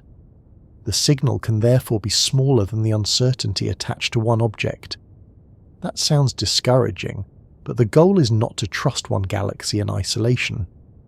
Random errors partly average out when many independent measurements cover the same region. A group containing several distance estimates can be more useful than a lone galaxy. A coherent flow appearing across hundreds or thousands of measurements is unlikely to be produced by unrelated errors, all pointing in a coordinated direction. Systematic errors are more dangerous because they do not average away so easily. If one distance method places every galaxy slightly too far away, it can create an artificial pattern of peculiar velocities. If dust corrections vary with direction, one part of the sky can appear to flow differently from another. If a survey preferentially includes unusually bright galaxies at large distances, the sample can become biased. Researchers must model these effects rather than assuming that a large catalogue automatically becomes an accurate one. One common bias arises because distance indicators contain natural scatter. At large distances, the galaxies bright enough to enter a survey are not always a fair sample of the full population. Objects whose luminosities scatter upward are more likely to be detected than similar objects that scatter downward. If this selection is ignored, inferred distances and peculiar velocities can become distorted. Correcting the effect requires a model of the survey, the distance indicator, and the underlying distribution of galaxies. The measurements also provide only the radial component of velocity, the part directed toward or away from us. A galaxy can have substantial sideways motion that does not appear in its redshift. For distant galaxies, measuring that transverse component directly is generally impractical. The available data therefore resemble thousands of arrows for which only the part pointing along our line of sight is known.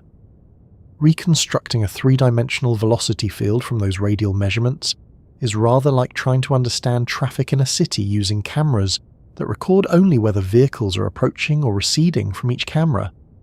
Place enough cameras across enough streets, add reasonable assumptions about how traffic usually flows, and the wider pattern can be estimated.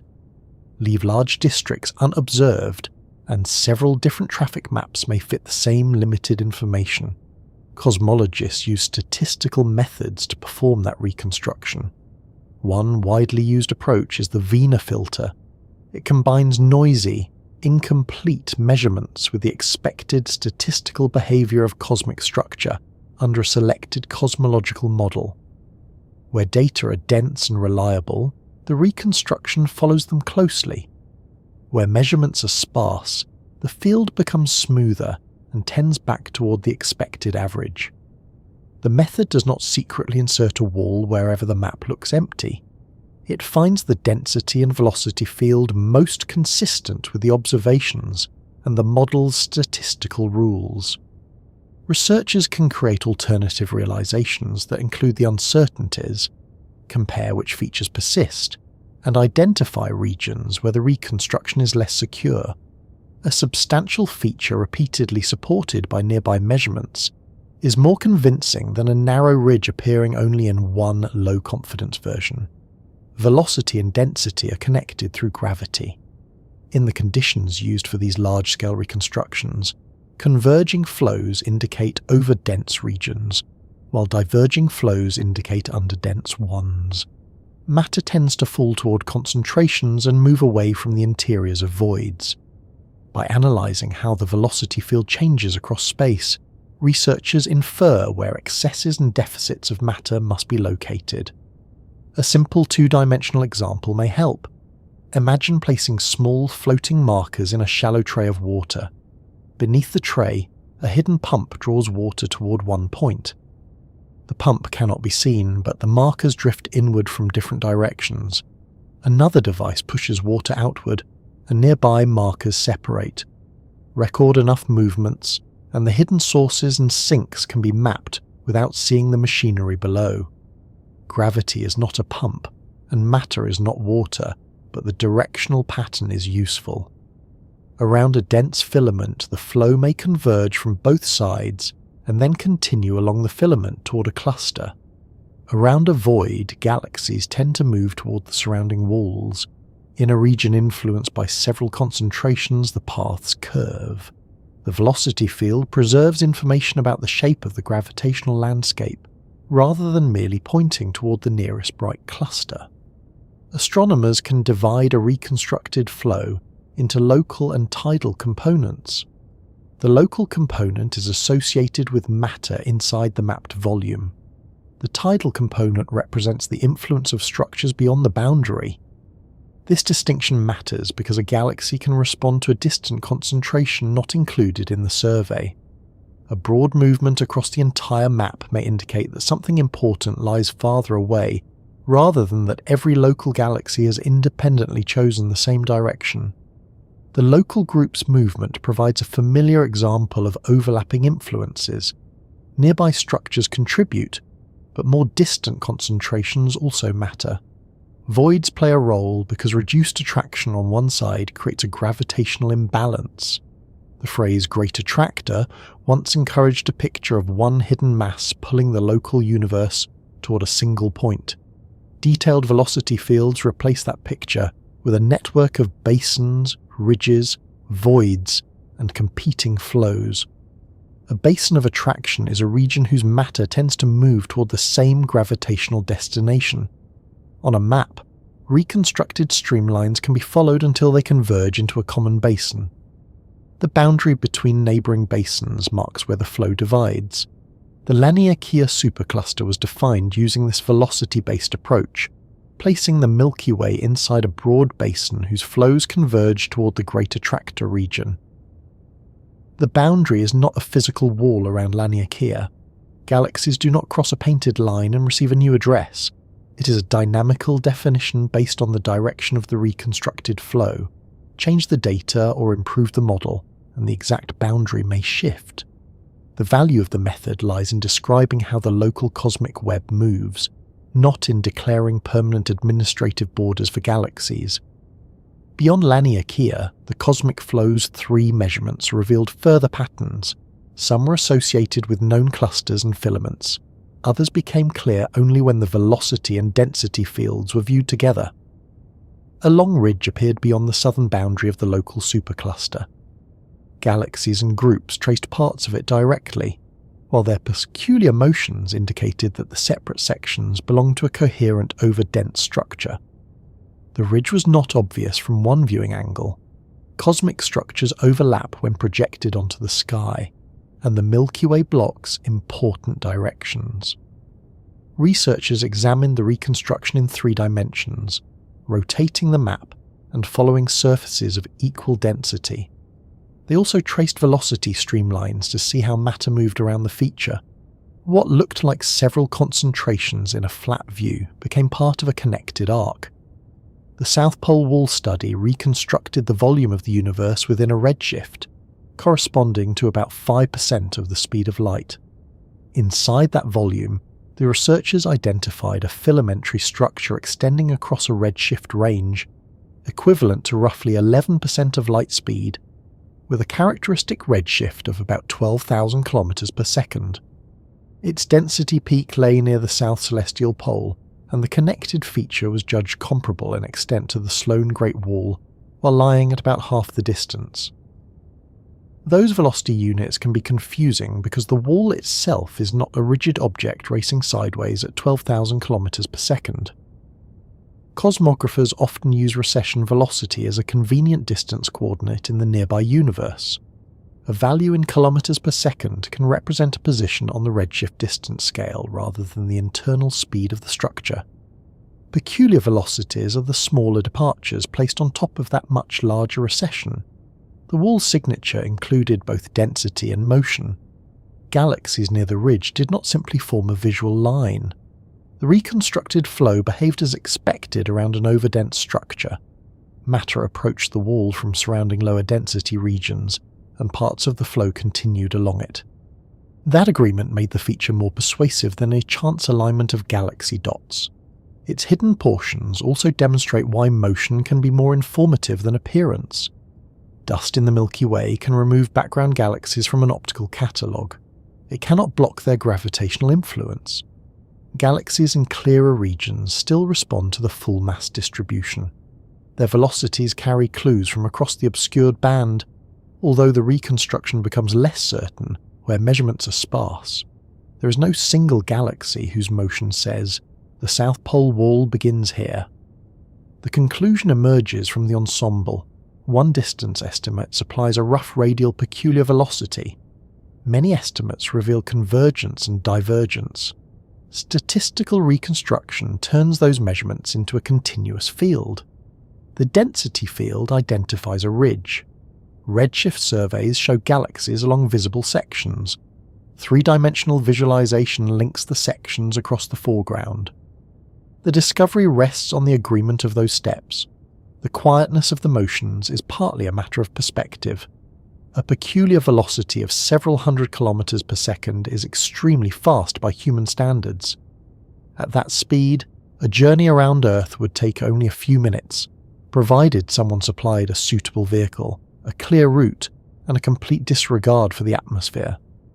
Against cosmic expansion and distances of hundreds of millions of light years, however, it is a modest correction measured indirectly through careful subtraction. Time also makes these movements difficult to picture. Galaxies do not travel along the reconstructed paths during the course of an observation. The map represents tendencies unfolding over billions of years. A streamline is not a recorded trail like a long exposure photograph of a car at night. It shows the direction of the velocity field at the time represented by the reconstruction.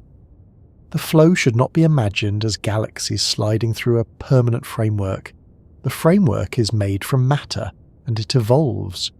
Filaments draw material inward. Clusters grow through mergers. Voids expand. The cosmic web and the motions within it are two descriptions of the same gravitational development.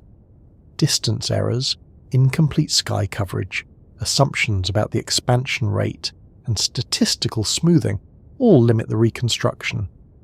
Researchers therefore compare the inferred structure with direct galaxy surveys. A wall supported by velocity data should also contain an excess of galaxies, where observations are available. The South Pole wall showed that correspondence across much of its length, while the velocity reconstruction supplied continuity through the most difficult regions. The study describes the Cosmic Flows program as an alternative path to cosmography, using galaxy test particles and their peculiar motions to infer large-scale matter distribution rather than relying only on redshift maps. The process resembles detecting a large animal moving behind tall grass. Brief visible sections show part of the body. Movement in the grass suggests where the hidden sections pass. Tracks confirm the direction. No clue is perfect alone, but together they outline the animal more convincingly than any single glimpse. In the astronomical version, the animal is more than 1 billion light-years long and has no opinion about the comparison.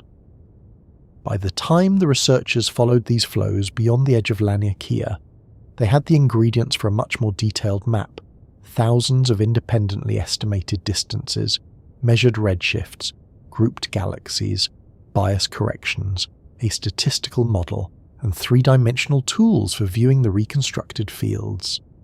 The next task was to combine those ingredients through Cosmic Flows 3 and determine whether the long southern ridge remained connected when the map was examined from every available direction. Cosmic Flows 3 was not a single telescope survey, a new camera, or an image of the sky.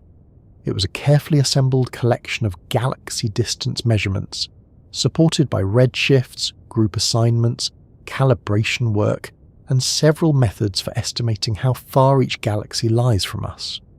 Its purpose was to provide the information needed to separate ordinary cosmic expansion from the smaller motions caused by gravity. The third release expanded the Cosmic Flows database from 8,188 distance entries to 17,669. The largest additions were 2,257 distances derived from the relationship between spiral galaxy rotation and luminosity, using observations at a wavelength of 3.6 micrometers from the Spitzer Space Telescope, and 8,885 distances based on the fundamental plane method from the 6-degree field galaxy survey. Smaller additions included measurements using the tip of the red giant branch and Type 1a supernovae. Those numbers require a little explanation. A distance entry is not necessarily a completely separate galaxy living alone in the catalogue. Some galaxies have measurements from more than one method. Several galaxies can belong to the same group and share nearly the same cosmological distance. The catalogue's associated grouping table organised the data into 11,508 systems, called nests, including 1,704 systems with 2 or more distance measurements and 9,804 represented by single measurements. The Virgo cluster contained the largest number of measured members, with 161 galaxies contributing distance information. Grouping the galaxies was not a clerical detail. A galaxy cluster can contain hundreds or thousands of galaxies moving around within a common gravitational system. Their individual velocities include this internal motion. One galaxy may be moving toward us within the cluster while another moves away, even though the cluster as a whole follows one broader path through the cosmic web. If every member is treated as an entirely independent marker, those internal movements add noise to the large-scale flow. Combining measurements from members of the same group reduces that noise. The individual motions partly average out, and the shared distance can become more reliable. Groups also allow different measuring techniques to be compared. A spiral galaxy may provide a rotation-based distance, an elliptical neighbour may provide a fundamental plane distance, and a supernova in another member may provide a third estimate. Because they occupy the same system, major disagreement can reveal a calibration problem rather than a surprising stretch of space hiding between neighbouring galaxies. The catalogue therefore had to do more than gather published numbers. Measurements made by different teams with different instruments and different distance indicators had to be placed on a consistent scale. A distance of 100 million light-years derived through spiral rotation needed to mean the same thing as a distance of 100 million light-years derived through the properties of an elliptical galaxy. A small mismatch between the scales could create a false flow affecting thousands of objects. Suppose one method systematically placed galaxies 5% too far away. Their expected recession velocities would also be calculated as too large. When astronomers subtracted those expected values from the observed redshifts, the galaxies would appear to have negative peculiar velocities. A whole region might seem to be falling toward us when the real problem was a slight error in the distance scale. Cosmic mapping is one of the few activities in which a small disagreement over brightness can produce an imaginary movement covering hundreds of millions of light-years. The rotation and luminosity measurements added to Cosmic Flows 3 relied on the fact that rapidly rotating spiral galaxies tend to be more luminous than slowly rotating ones. Rotation can be estimated from the width of the galaxy's neutral hydrogen radio signal. A rotating disk has one side moving partly toward us and the other partly away, spreading the signal across a range of velocities. The wider the corrected profile, the faster the rotation. That profile cannot be used carelessly. A galaxy viewed nearly face-on may rotate rapidly while showing only a small line-of-sight velocity difference. A galaxy viewed edge-on displays much more of its true rotation. Astronomers must estimate the inclination of the disk and correct the measured line width. Bars, bulges, warps, spiral arms, and irregular shapes can all interfere with that estimate. The Cosmic Flows 3 team identified uncertain inclinations as a major source of error and inspected problematic galaxies rather than relying blindly on one automated measurement. The luminosity side of the relationship came from Spitzer observations at 3.6 micrometers. Infrared light is less affected by dust than visible light, and is closely connected with the older stars that contain much of a galaxy's stellar mass. Observing from space also provides a more stable background than working through Earth's atmosphere.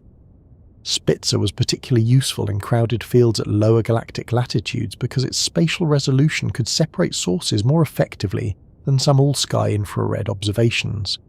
Even infrared measurements required corrections. Astronomers adjusted for dust within the Milky Way and within the target galaxy, the effect of viewing the galaxy at a red-shifted wavelength, and the amount of light falling beyond the chosen measurement aperture. They also found that including a small colour correction reduced the scatter in the rotation-luminosity relationship. The goal was not to make every spiral obey a perfect line.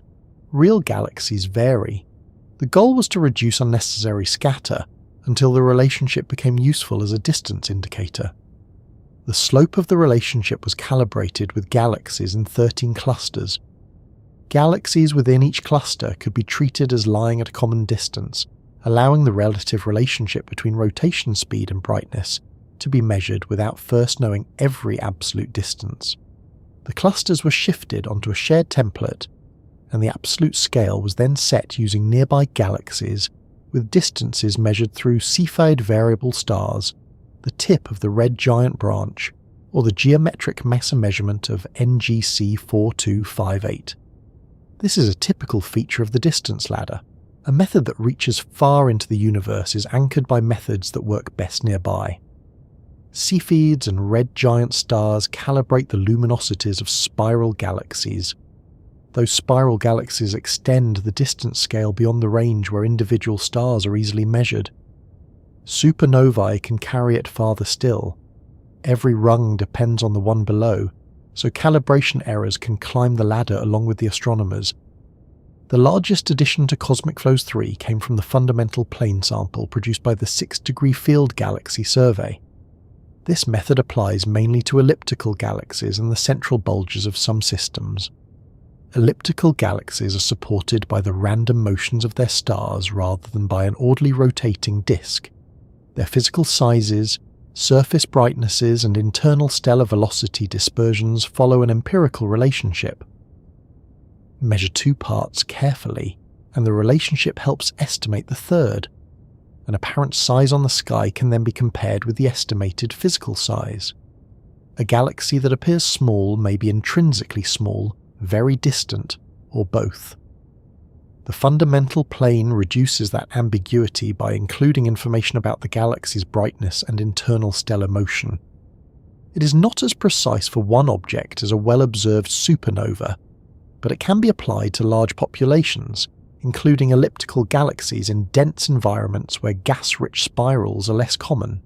The 6-degree field galaxy survey covered much of the southern sky, which made its contribution especially valuable for a structure associated with the southern celestial hemisphere. Before those measurements were added, the distance catalogue was much less evenly distributed. The new fundamental plane sample greatly increased the depth and density of measurements in the south, giving the reconstruction more information in directions relevant to the future South Pole wall. The measurements did not form a uniform grid. Nearby space was sampled more densely because fainter galaxies could be measured there. Farther away, only the brighter and more suitable galaxies entered the catalogue. The Milky Way removed or degraded measurements in crowded and dusty directions. The northern and southern skies were covered by different surveys. Some galaxy types supplied one distance method, while others supplied another. A map-making technique had to cope with those differences rather than pretending that 17,669 entries were evenly spaced sensors of equal quality. Each measurement carried an uncertainty. The errors depended on the method, the individual galaxy, and sometimes the observing conditions. A nearby supernova distance could be relatively precise.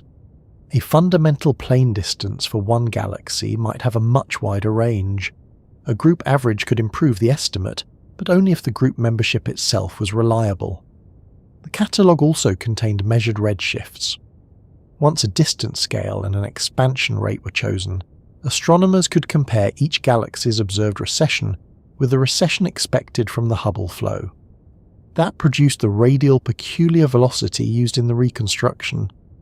Yet performing this subtraction directly can create serious biases because astronomical distance errors do not behave symmetrically after they are converted from magnitudes into physical distances. Astronomers often express distance using a quantity called the distance modulus, based on the difference between apparent and absolute magnitude. Errors in the distance modulus can be roughly Gaussian, meaning they form a familiar bell-shaped distribution. Physical distance, however, depends exponentially on that modulus. A symmetric spread in magnitude becomes an asymmetric, or log normal, spread in distance. The distinction matters because an overestimate and an underestimate of equal size in magnitude do not produce equal changes in physical distance. the resulting peculiar velocities become skewed.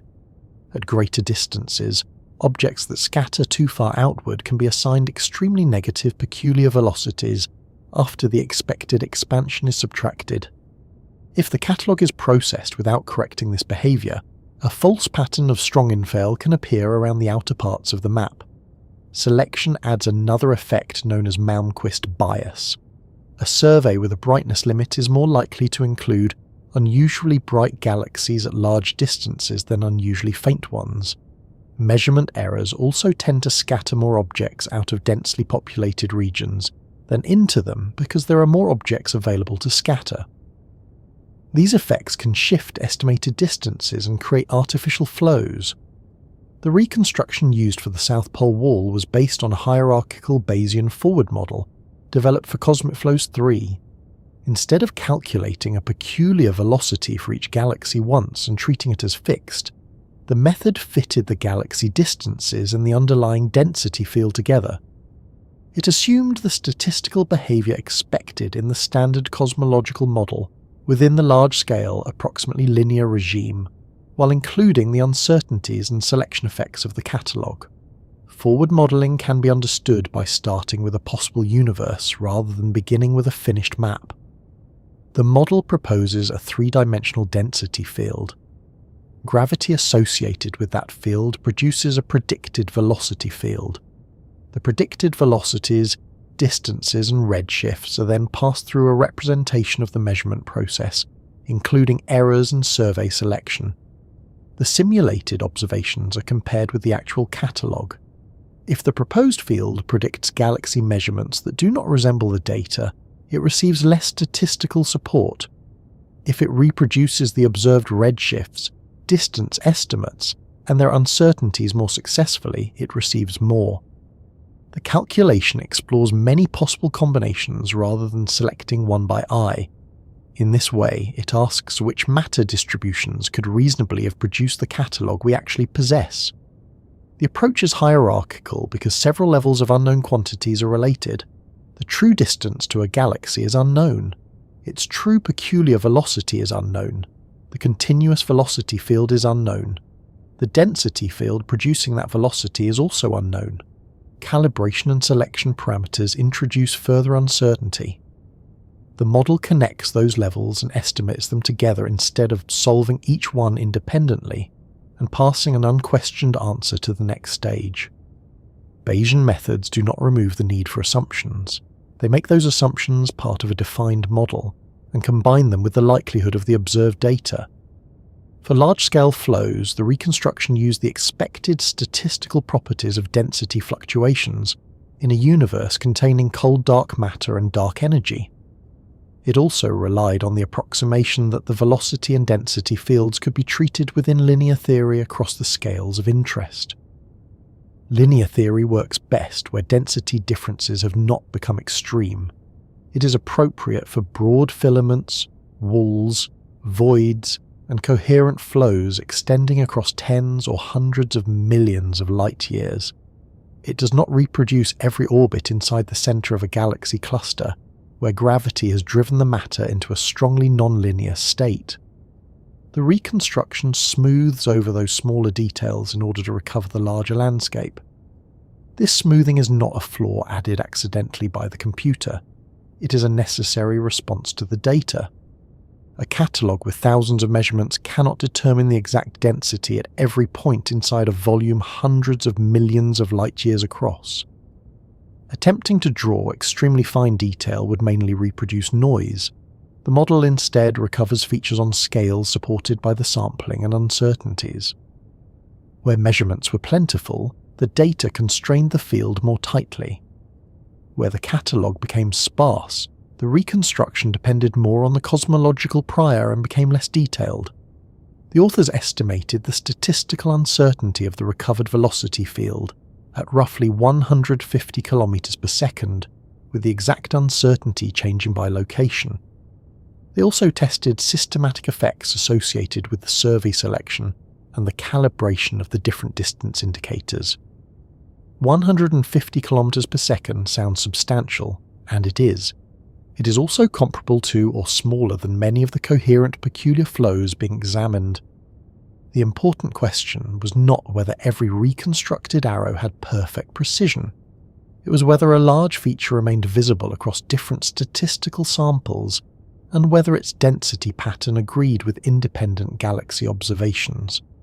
The reconstruction extended to a redshift of about 0.054, roughly 5% of the speed of light when expressed using the nearby universe velocity convention. It covered a volume about 10 times larger than earlier cosmic flows reconstructions. This wider reach was essential because the South Pole Wall lies beyond the central parts of the Laniakea region. A smaller map could show the beginning of the flow without containing enough space to reveal the larger ridge responsible for it. Expanding a reconstruction is not as simple as increasing the size of the box. Measurements become less dense with distance, and the fractional errors of many distance indicators remain significant. The outer map therefore contains less fine detail than the nearby region. Large coherent structures can still be recovered because they influence many measurements across a wide area. Small groups and narrow filaments become harder to distinguish.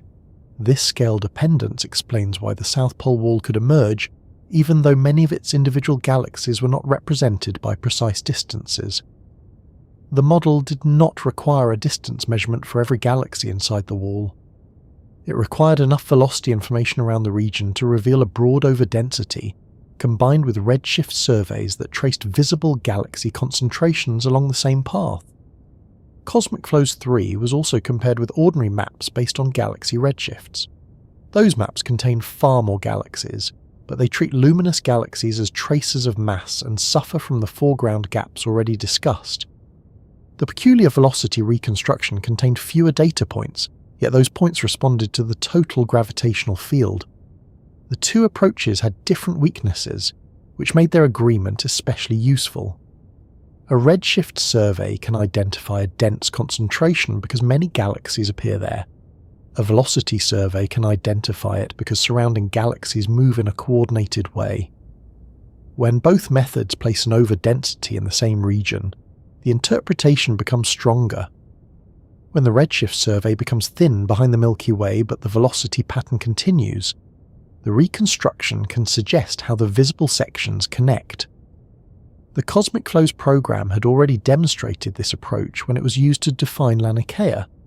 Velocity streamlines were followed through the local density field, and the boundary of the supercluster was associated with the divide between neighbouring basins of attraction.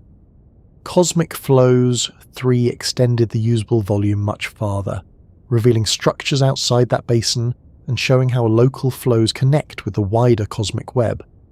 The map was produced in a coordinate system suited to nearby large-scale structure. Supergalactic coordinates align their central plane with many prominent nearby galaxies and clusters. From Earth, that system may feel less familiar than right ascension and declination, but it makes certain cosmic structures easier to view. A wall that looks tangled in one projection may become a clear ridge when the coordinate frame is rotated. Three-dimensional visualization was therefore a central part of the analysis. The researchers examined surfaces representing selected density levels, galaxy positions from redshift surveys, and streamlines showing the reconstructed velocity field. They viewed the volume from different angles, removed foreground layers, and followed connected features through space. A computer model allows the observer to move outside the Milky Way in a way no telescope can. This does not mean the visualization discovered the structure by making it look attractive. The underlying field came from the statistical reconstruction. Visualization helped researchers understand its geometry, test continuity, and compare it with known galaxy concentrations.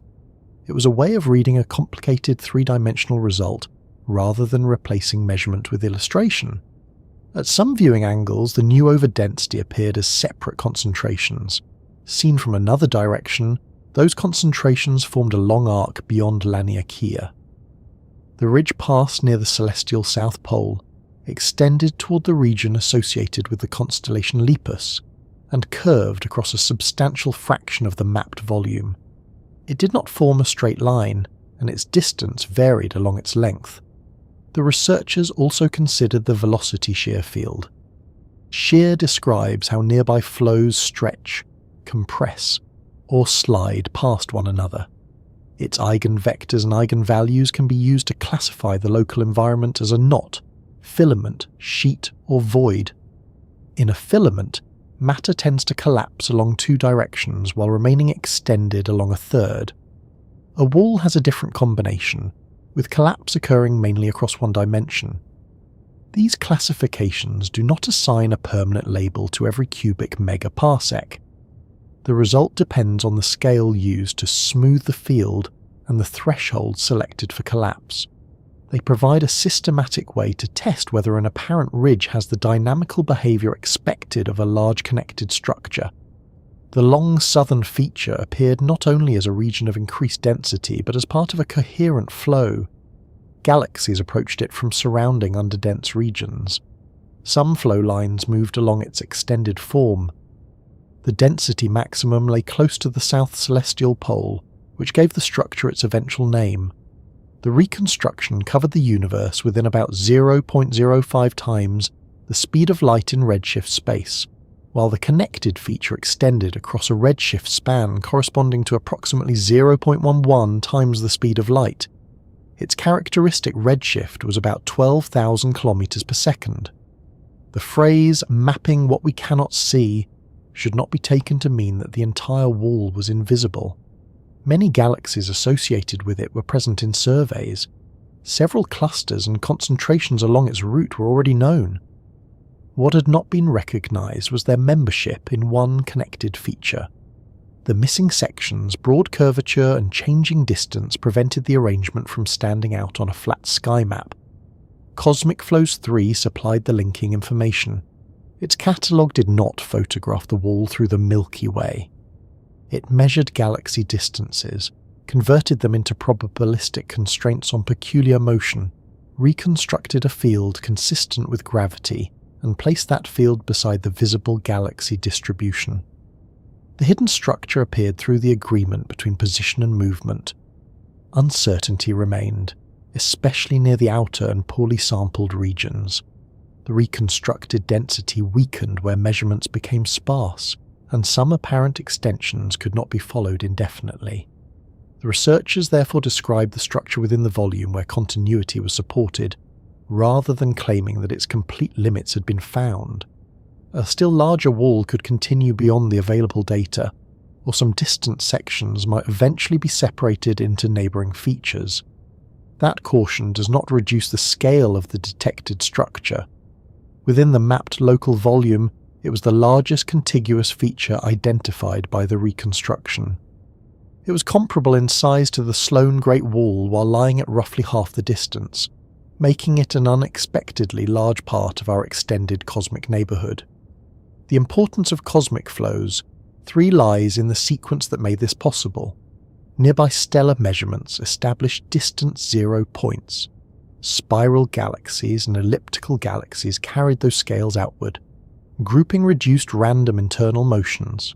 Redshifts supplied observed recession velocities. Forward modelling corrected for selection effects and asymmetric errors. Gravity connected velocity with density. 3-dimensional visualization then revealed the geometry of the recovered field. No single step announced that a giant wall was present. The result accumulated gradually. A few galaxies adjusted the calibration. Thousands expanded the catalogue. Statistical corrections prevented false inflow.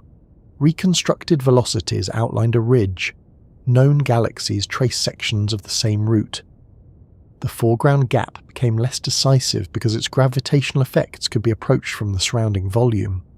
By the time the map was rotated toward the south celestial pole, the long overdensity no longer looked like an accidental collection of unrelated clusters. It curved across the reconstruction, continued through directions where the Milky Way had weakened ordinary surveys, and extended far beyond the edge of Laniakea. The data were ready for the feature to be identified, measured, compared with other giant structures, and given the name that would draw attention to the largest concentration along its path. The name arrived only after the structure had become difficult to ignore. researchers working with the Cosmic Flows 3 reconstruction were not initially searching for a wall beside the south celestial pole. They were examining the density and velocity fields of the nearby universe, looking at how known filaments, voids, clusters and flows fitted together beyond the better mapped region around the Milky Way. During that examination, a long concentration of matter appeared to connect features that had previously seemed separate. Its densest section lay almost exactly in the direction of the celestial South Pole, so the team gave it a direct and practical name, the South Pole Wall. The discovery was reported in July 2020 by Daniel Pomered, R. Brent Tully, Romain Graciani, Hélène Courtois, Yehuda Hoffman, and Jeremy Lesmy. Their study used velocity and density reconstructions derived from the Cosmic Flows 3 catalogue and described a filamentary structure with a characteristic redshift of about 12,000 kilometers per second. They identified it as the largest contiguous feature within the local volume covered by their reconstruction, and compared its extent with that of the Sloan Great Wall, although the South Pole Wall lies at roughly half the distance. There was no single evening when a telescope operator looked through an eyepiece and saw the whole object waiting in the darkness. Great walls do not fit inside ordinary telescope images. They are recognized by placing many galaxies into a three-dimensional map, estimating the density between them, and deciding whether separate concentrations belong to one continuous structure. In this case, the decisive information also came from peculiar velocities, the small departures from the general expansion of the universe that reveal the influence of gravity. That makes the word discovery slightly different from its everyday meaning. Many galaxies associated with the South Pole Wall had already been observed. Some concentrations along its route had names. Survey maps contained parts of the pattern. The new result was the recognition that these pieces formed a much larger connected feature, including sections close to the Milky Way's obscuring band where ordinary galaxy maps were incomplete. The route became clear when the researchers viewed the reconstruction in supergalactic coordinates. This coordinate system is aligned with prominent structures in the nearby universe, making large arrangements easier to inspect than they might be in the familiar coordinates used to mark positions on Earth's sky. The team restricted the displayed volume to reduce confusion from unrelated material in front of and behind the region. Once the extra layers were removed, an extended overdensity could be followed from the area called the funnel through Lepus and onward toward Apus. The funnel was already known as a region where reconstructed flow patterns associated with the Perseus-Pisces filament and the southern wall gathered and continued toward Lepus. Earlier work based on Cosmic Flows 2 had followed those motions only so far. Beyond Lepus, the available map became too limited, and the flows appeared to pass through poorly understood territory before heading toward the much more distant Shapley concentration. The larger Cosmic Flows 3 dataset provided enough information to examine that territory more carefully. What appeared beyond Lepus was not one isolated cluster. It was a pronounced continuous feature running toward an overdensity labelled Apus plus 12.5. Along the route, the strongest reconstructed density peak was associated with Chamaeleon plus 11.8. The numbers in these working labels refer to redshift in units of 1,000 km per second, while the constellation names indicate the direction in the sky. They are useful map references, although they do make the universe sound briefly like an airline timetable designed by someone with a telescope. The Chamaeleon concentration lies in the direction of the celestial South Pole. That alignment supplied the public name for the entire connected structure. It does not mean the wall is centered on the geographic pole of Earth, nor does it mean that it forms a circle around the planet's rotation axis. The celestial South Pole is simply the point in the sky toward which Earth's southern axis points. From the researchers' reconstructed viewpoint, the highest density part of the wall appeared in that direction. This position also explains why the feature had been difficult to identify. The South Pole Wall lies south of the Milky Way's plane in galactic coordinates and remains close to that plane along much of its extent. The densest section is obscured by the Chameleon molecular cloud complex, a foreground region of gas and dust inside our own galaxy. The wall's galaxies are far beyond the cloud, but their light must pass through it before reaching us. The velocity-based reconstruction recovered a density peak there, even though the direct view was degraded. The alignment is inconvenient in another way. On the opposite side of the Milky Way's obscuring zone lies the populous Shapley concentration, one of the strongest large-scale concentrations in the nearby universe. The apex of the cosmic microwave background dipole is also nearby on the sky. Several important structures and directions therefore appear crowded into a region where the Milky Way makes observations especially difficult. A flat map can place them close together even when they occupy different distances, creating exactly the sort of situation in which a clear three-dimensional reconstruction becomes necessary. The wall's geometry is not a straight line. From Apus to Lepus, the researchers traced it across about 98 degrees of sky near a galactic latitude of roughly -20 degrees. That part covered about 250 megaparsecs. From Lepus, the structure bent inward toward us over another broad angular span, continuing for about 170 megaparsecs toward the funnel. Measured end to end from Apus to the funnel, the reconstructed route extended for roughly 420 megaparsecs, or around 1.37 billion light-years.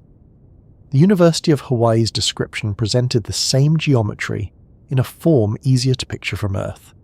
It described the wall as a great arc extending across approximately 200 degrees of sky, more than a semicircle.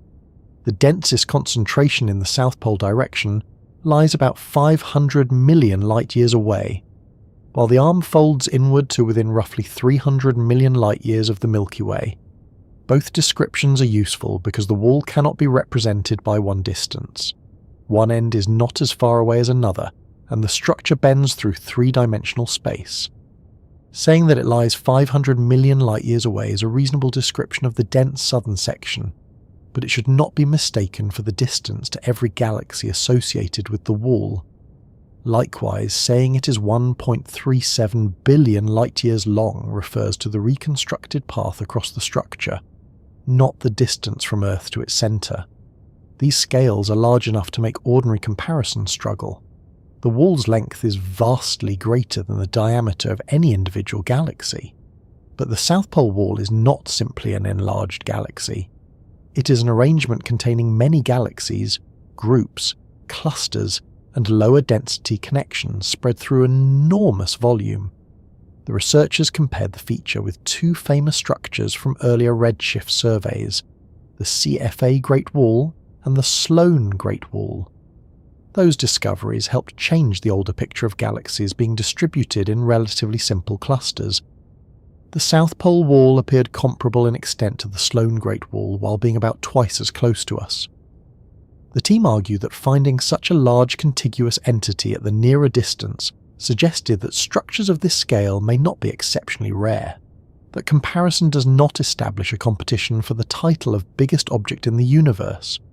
Rankings of cosmic structures depend on definitions, survey limits, linking methods, and the density threshold used to decide whether one region remains connected to another.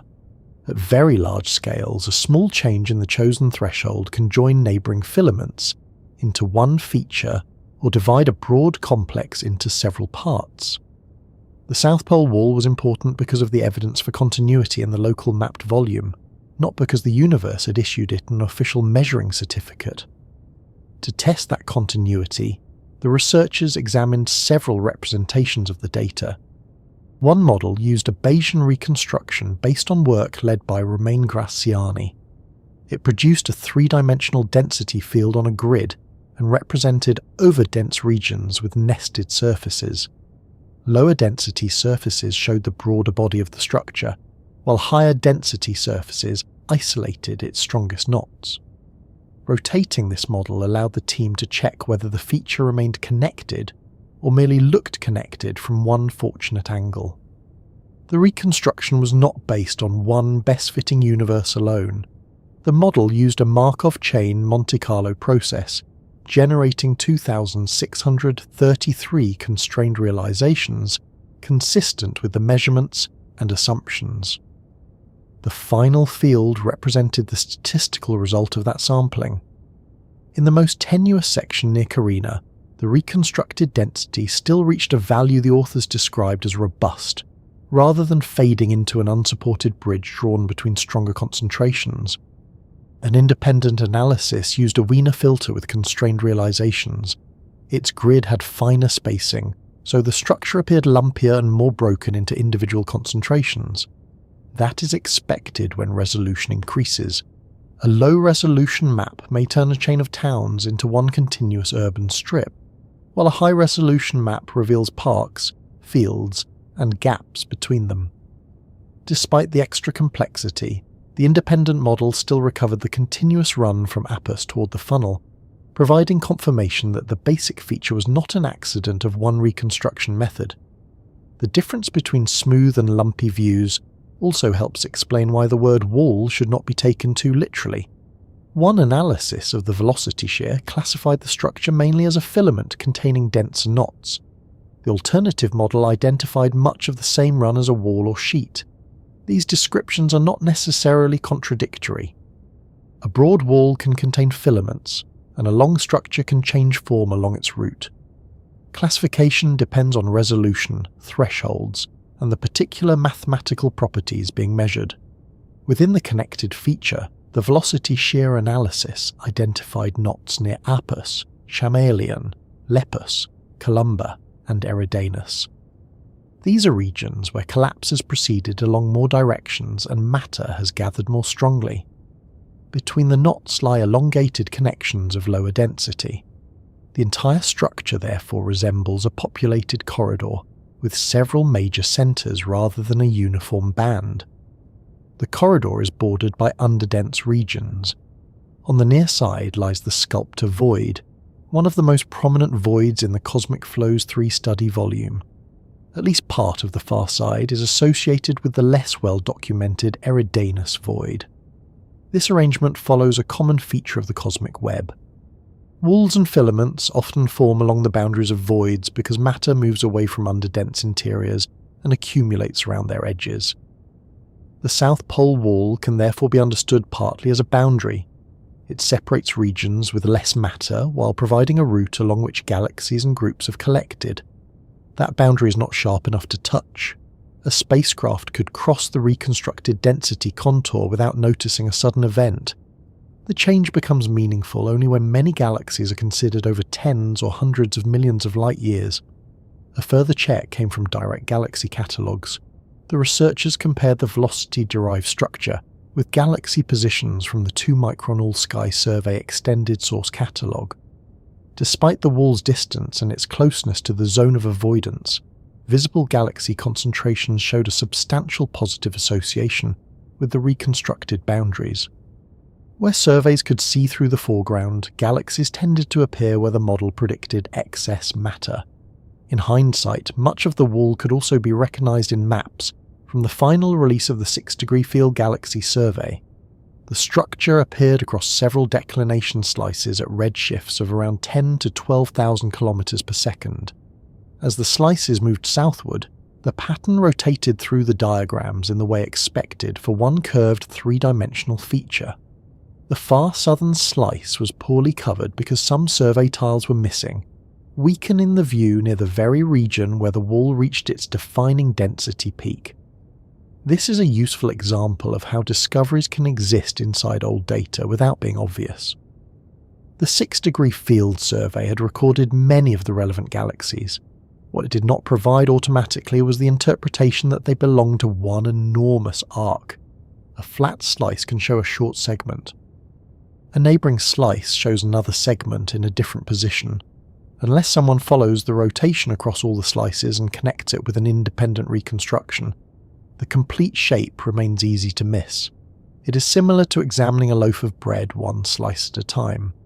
A line of fruit appears near the top of the first slice, moves toward the centre in the next, and reaches the bottom several slices later.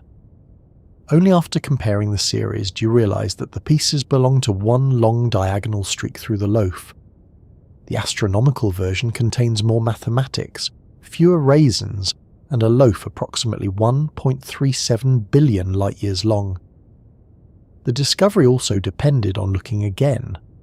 The paper describes the South Pole Wall as emerging during a second examination of cosmographic features in the Cosmic Flows 3 reconstructions. Earlier discussions had concentrated on voids, because nearby voids were relatively simple and had received less attention. Once the team returned to the overdense structures, the dramatic southern feature stood out. This does not mean it was overlooked through carelessness. Large datasets contain many real structures at different distances and orientations. Some features overlap in projection, others sit near survey boundaries. A model created to study one question may later answer another. Scientific attention has a direction, and changing that direction can reveal a pattern that was present throughout the earlier analysis. The team then used streamlines to investigate how the reconstructed velocity field behaved along the wall. These lines are mathematical paths drawn so that their direction matches the local velocity field at every point. They are not tracks showing the past journeys of individual galaxies. In fact, the peculiar displacement of a galaxy is only a few megaparsecs over the age of the universe, while cosmic expansion dominates on scales larger than several megaparsecs.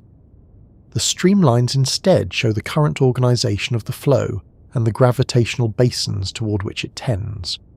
Most streamlines seeded along the South Pole Wall ended in the Shapley concentration. At the extreme northern end near the funnel, the pattern divided, and some flows entered the basin associated with Perseus Pisces instead.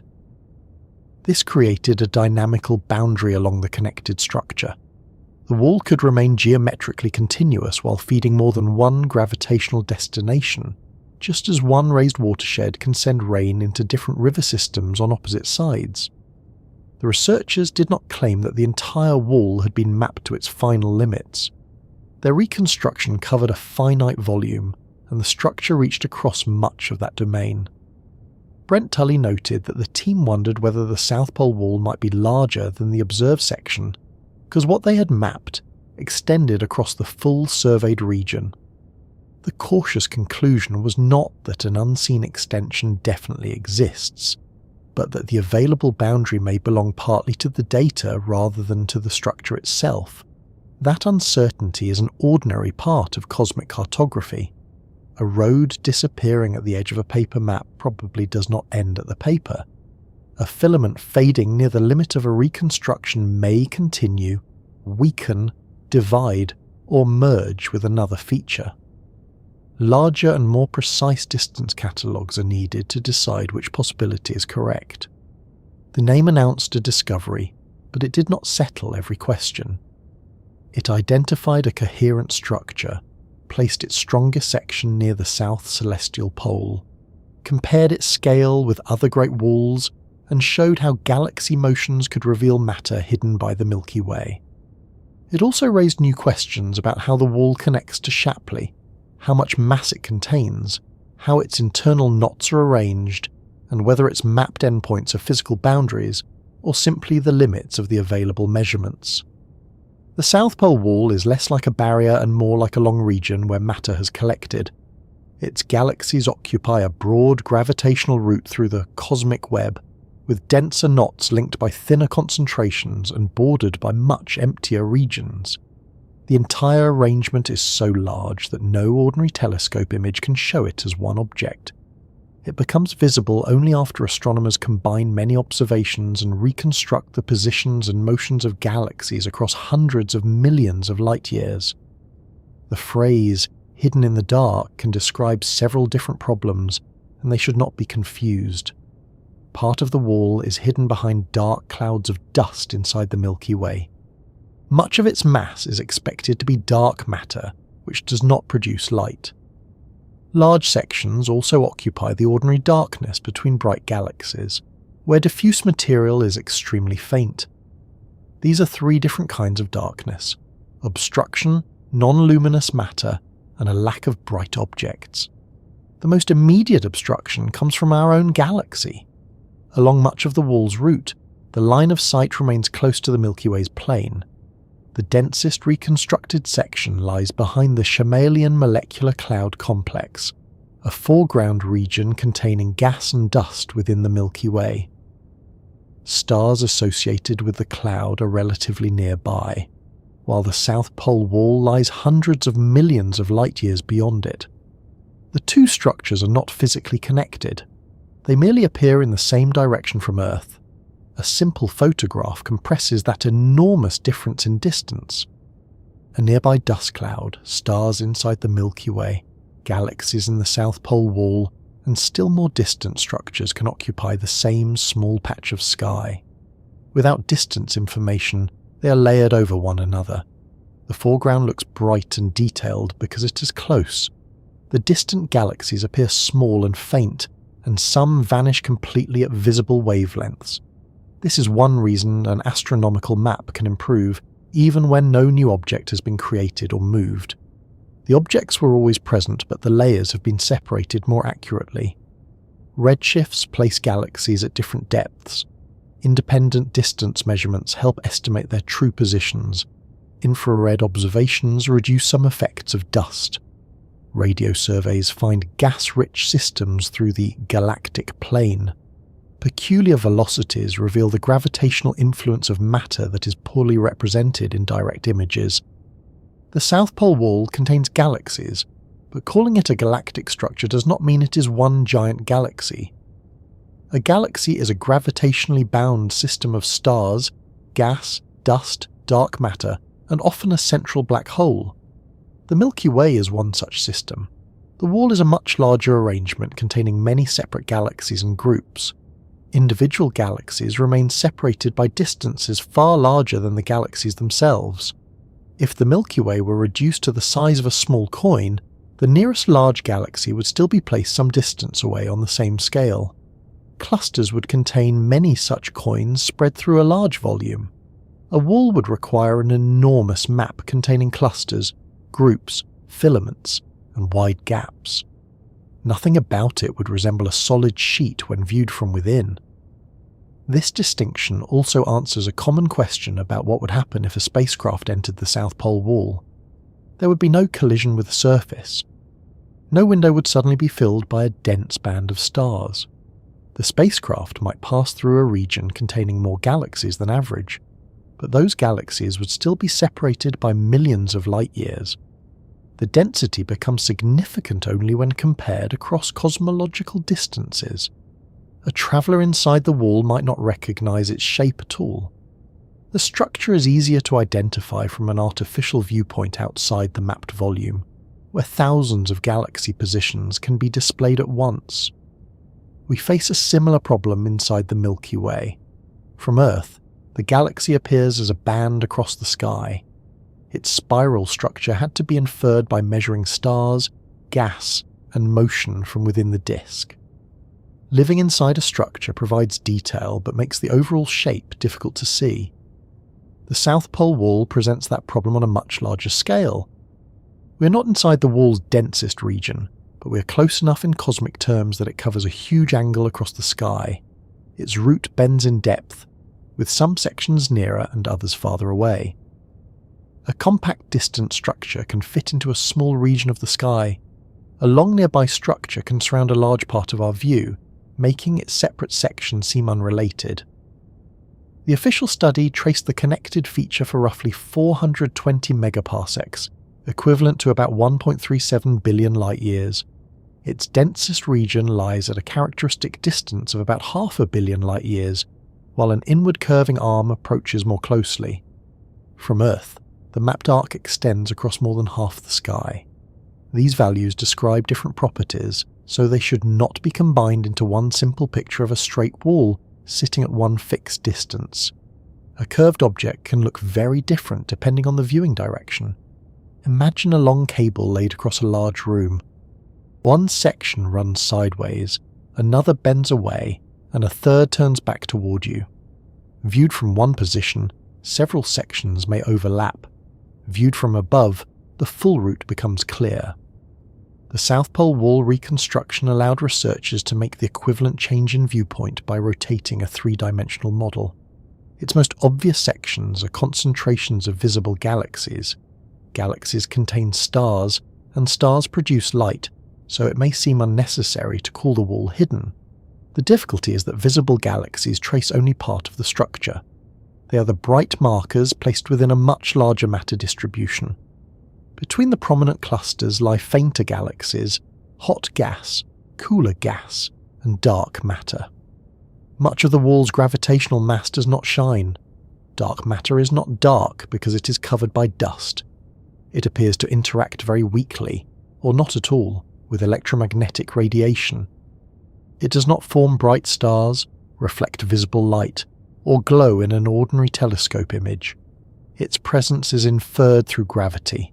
The movement of stars inside galaxies, the motions of galaxies within clusters, the bending of background light, and the development of cosmic structure. In the standard cosmological model used by the South Pole Wall reconstruction, most matter is dark matter. Ordinary matter, the material forming atoms, gas, stars, planets, telescopes, and people listening to astronomy at inconvenient hours, contributes a smaller share. The cosmic flows model assumed the usual cold-dark matter framework when connecting the observed velocity field with the underlying density distribution. Dark matter is especially important when explaining how structures such as the South Pole Wall formed. In the early universe, slight variations in density grew under gravity. Dark matter began gathering into extended concentrations. Ordinary gas fell into the resulting gravitational wells. Galaxies formed inside dense dark matter halos, while larger halos collected into groups and clusters. Filaments and walls developed between those dense knots. The visible galaxies can be compared with lights marking towns along a road at night. The towns show where parts of the route lie, but the road itself may remain dark between them. In the cosmic web, dark matter provides much of the continuous gravitational framework, while galaxies make selected parts easy to observe. The comparison should not be taken too literally, because dark matter is not a manufactured support placed underneath galaxies. Both the dark and ordinary matter evolve together under gravity. It is also difficult to assign a precise total mass to the entire South Pole Wall. Its boundaries are not sharp, and the reconstruction covers a limited volume with changing accuracy. To calculate a total mass, researchers would need to choose a density threshold, define which connected branches belong to the wall, account for sections hidden by the Milky Way, and decide where the structure ends near the boundary of the data. A different but reasonable definition could give a different answer.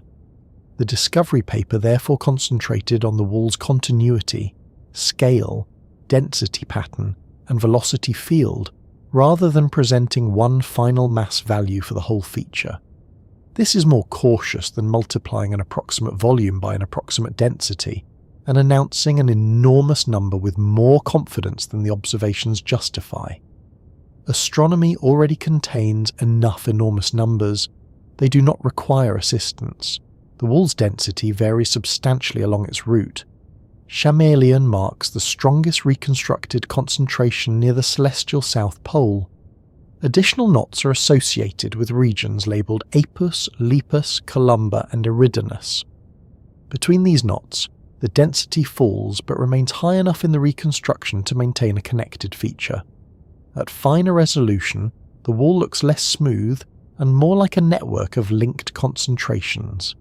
This explains why photographs of the South Pole Wall usually show a computer visualization rather than a direct image. A direct image would contain foreground Milky Way stars, obscuring dust, and many small background galaxies. It would not display a bright outline labelled with the wall's boundaries. The commonly presented models use colours and surfaces to represent reconstructed density. Streamlines may be added to show the direction of the peculiar velocity field. Those visual choices are not the structure's natural appearance. Red does not mean the galaxies are physically red because they belong to the wall. Blue streamlines are not glowing rivers in space. Colours allow several quantities to be distinguished on a screen. A density surface marks a selected threshold in the reconstruction. much as a contour line on a weather map marks a selected pressure or temperature. Changing the threshold changes the visible shape. At a high threshold, only the densest knots remain. Lower the threshold, and thinner bridges appear between them. Lower it too far, and neighbouring structures may join into one large connected region. Researchers must select thresholds that reveal meaningful features without turning every slight fluctuation into a wall. Resolution produces a similar effect. Smooth the data strongly, and several nearby clusters blend into one continuous ridge. Use a finer grid, and the same ridge becomes irregular, with branches and gaps. Both views can be useful. The smooth map reveals the large-scale connection, while the detailed map shows that the structure is not uniform. The independent reconstructions examined in the Discovery study gave somewhat different appearances while supporting the same broad connection. The forward-modelled density field produced smoother nested surfaces. The Vena filter reconstruction displayed more local complexity. Both recovered the long run from the Apus region through the South Pole concentration and toward the funnel. Agreement between approaches mattered because it reduced the chance that the wall had been manufactured by one particular mathematical method. Even then, reconstructed does not mean certain at every point. The reliability depends on the number, quality, and location of distance measurements. Nearby regions with many galaxies are better constrained. Farther regions and directions behind the Milky Way rely on fewer measurements and stronger statistical smoothing. Some parts of the wall are supported by clear concentrations in redshift surveys. Others are supported more heavily by surrounding velocity patterns. A map of uncertainty would look less attractive than a clean illustration, but it is just as important. A broad central feature that persists across many allowed reconstructions deserves more confidence than a thin extension found in only a few. Scientists can generate constrained realizations, each representing a possible density field compatible with the observations. Features that recur are considered robust. Features that change position or vanish remain uncertain. The South Pole Wall's main ridge survived these tests well enough to be reported as a coherent local structure. Its exact outer limits remain less secure. The published map reaches a finite boundary, and the wall extends across a substantial fraction of that mapped region. It may continue beyond parts of the reconstruction, become weaker, or merge into other structures. Larger distance catalogues will be needed to follow it more confidently. The word hidden therefore applies partly to incomplete boundaries. We know the broad route, but not necessarily every branch. This is common in cosmography. A new survey may show that a filament extends farther than expected. A supposed endpoint may turn out to be a section where the sampling became thin. Two named structures may later be recognized as connected, or one very large structure may be divided into smaller components when better data reveal a genuine low-density break. Galaxies near the South Pole Wall also overlap in the sky with galaxies at other distances. The Shapley concentration lies much farther away but appears in a nearby direction. Without three-dimensional information, the two may seem like parts of the same concentration. Redshifts and independent distances separate them, while velocity reconstructions show how their gravitational effects overlap. This is important because a dense distant structure can influence a nearer region without belonging to it. Most streamlines seeded along the South Pole Wall were reconstructed as flowing towards Shapley. The wall and Shapley are related dynamically, but that does not make them one object. The wall acts partly as a route along which matter and gravitational flow are organised toward a larger basin. At the other end, some flows divide toward the Perseus-Pisces basin. That split shows that geometric continuity and dynamical membership are not identical. A long ridge can cross a boundary between attraction basins. Two neighbouring towns can sit on the same mountain ridge while rain falling near one enters a different river system from rain falling near the other. The sculptor void lies on the nearer side of much of the wall, while the less clearly mapped Eridanus void occupies part of the farther side. Matter tends to move away from the low-density interiors and toward their boundaries. The wall's position between underdense regions is therefore not accidental. The growth of the voids helped concentrate matter into the surrounding sheets and filaments. A void does not push matter through a new repulsive force. Gravity remains attractive. The effect arises because an underdense region exerts less attraction than the denser surroundings. Matter near the boundary experiences an imbalance and moves toward the side containing more mass. When velocity maps show flow away from a void, the motion can be described as repulsion for convenience, but the underlying explanation is unequal gravitational attraction. This interaction between voids and walls helps make the hidden structure detectable. Galaxies need not lie directly inside the densest ridge to carry information about it. Their velocities in neighbouring regions respond to the contrast between the wall and the voids. A wide pattern of convergence can reveal an overdensity, even when the central line of sight is obscured. The wall is also hidden by time. We do not see it as it exists at one universal present moment. The light from its nearer and farther sections has travelled for different lengths of time. The densest region is observed as it was roughly 500 million years ago, while more distant parts are seen at earlier stages. Across a structure extending more than 1 billion light-years, the difference in light travel time between sections can be substantial. This does not prevent astronomers from mapping the wall. Cosmic structures change slowly compared with human lifetimes, and researchers use cosmological models to relate observations at different distances. Still, the finished map combines information arriving from different times. It is not a snapshot taken simultaneously from outside the universe. The effect is small compared with the age of the cosmos, but it reminds us that every deep map is also a historical record. A galaxy in the South Pole wall may have undergone mergers, formed new stars, or changed its appearance since the light we observe began travelling toward Earth. The large-scale arrangement evolves more gradually, so the wall is expected to remain recognisable, although its galaxies and clusters continue to move and grow. The darkness between those galaxies contains more than dark matter. It also contains thin gas. Some of that gas is hot enough to emit weak X-rays. Cooler material may absorb or emit ultraviolet and radio radiation. Much of the gas in cosmic filaments is difficult to observe because it is extremely diffuse. It may hold a significant share of ordinary matter outside galaxies, but its signal is far weaker than that of stars or dense cluster gas. Detecting this material directly would help describe the wall's physical contents, but it's not required to establish the structure's existence. Galaxy concentrations and peculiar velocities already provide evidence for an overdensity. Future X-ray, radio, and absorption line observations may reveal more of the gas connecting its clusters. Weak gravitational lensing could, in principle, trace projected mass.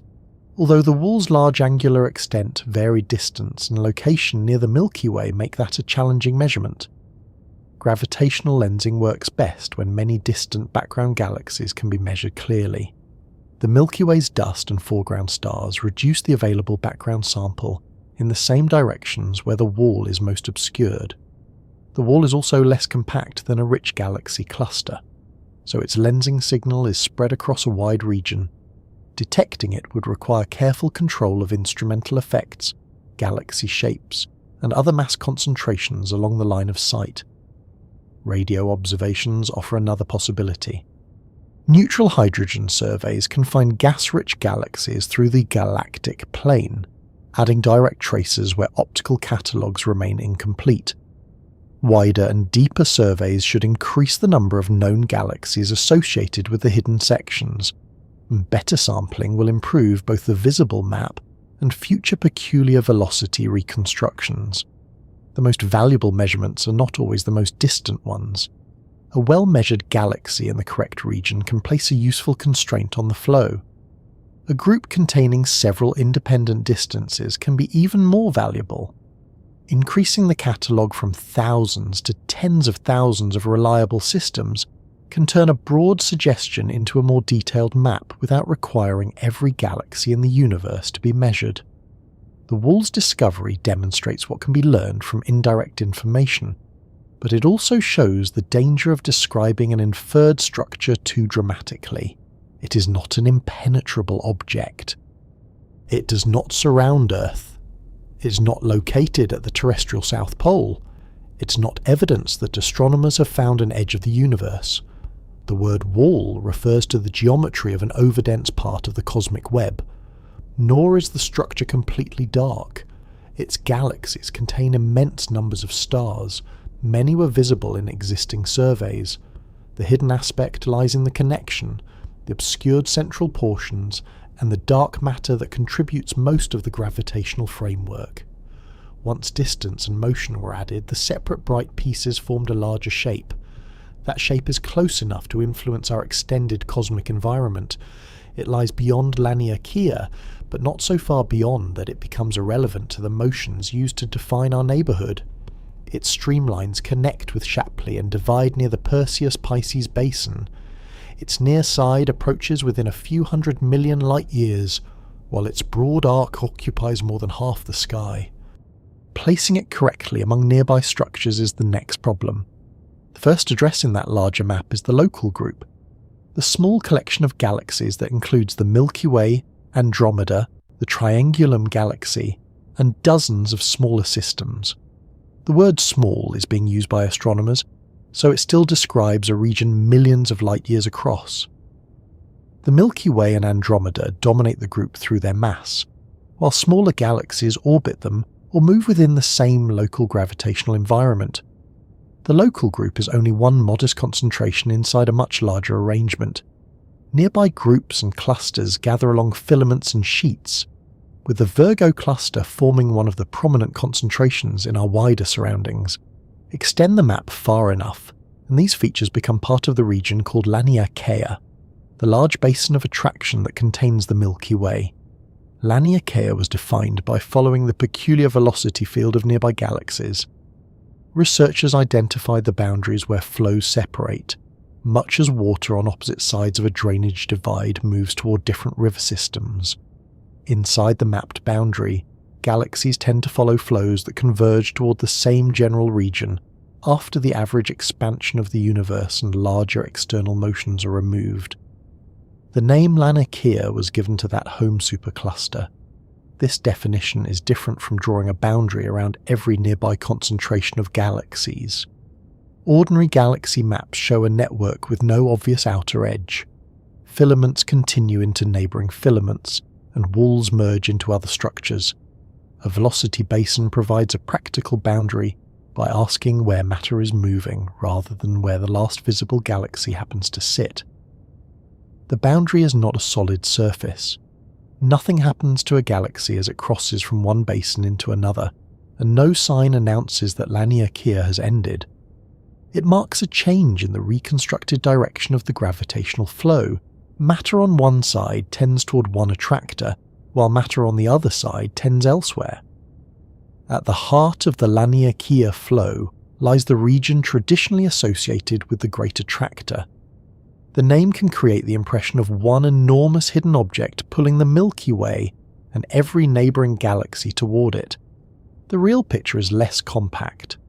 The great attractor refers to a broad concentration of matter and converging flows in the direction of Centaurus and Norma, close to the obscuring plane of the Milky Way. Early astronomers recognized the region because nearby galaxies were not following cosmic expansion exactly as expected. Large numbers of them shared an additional motion in roughly the same direction.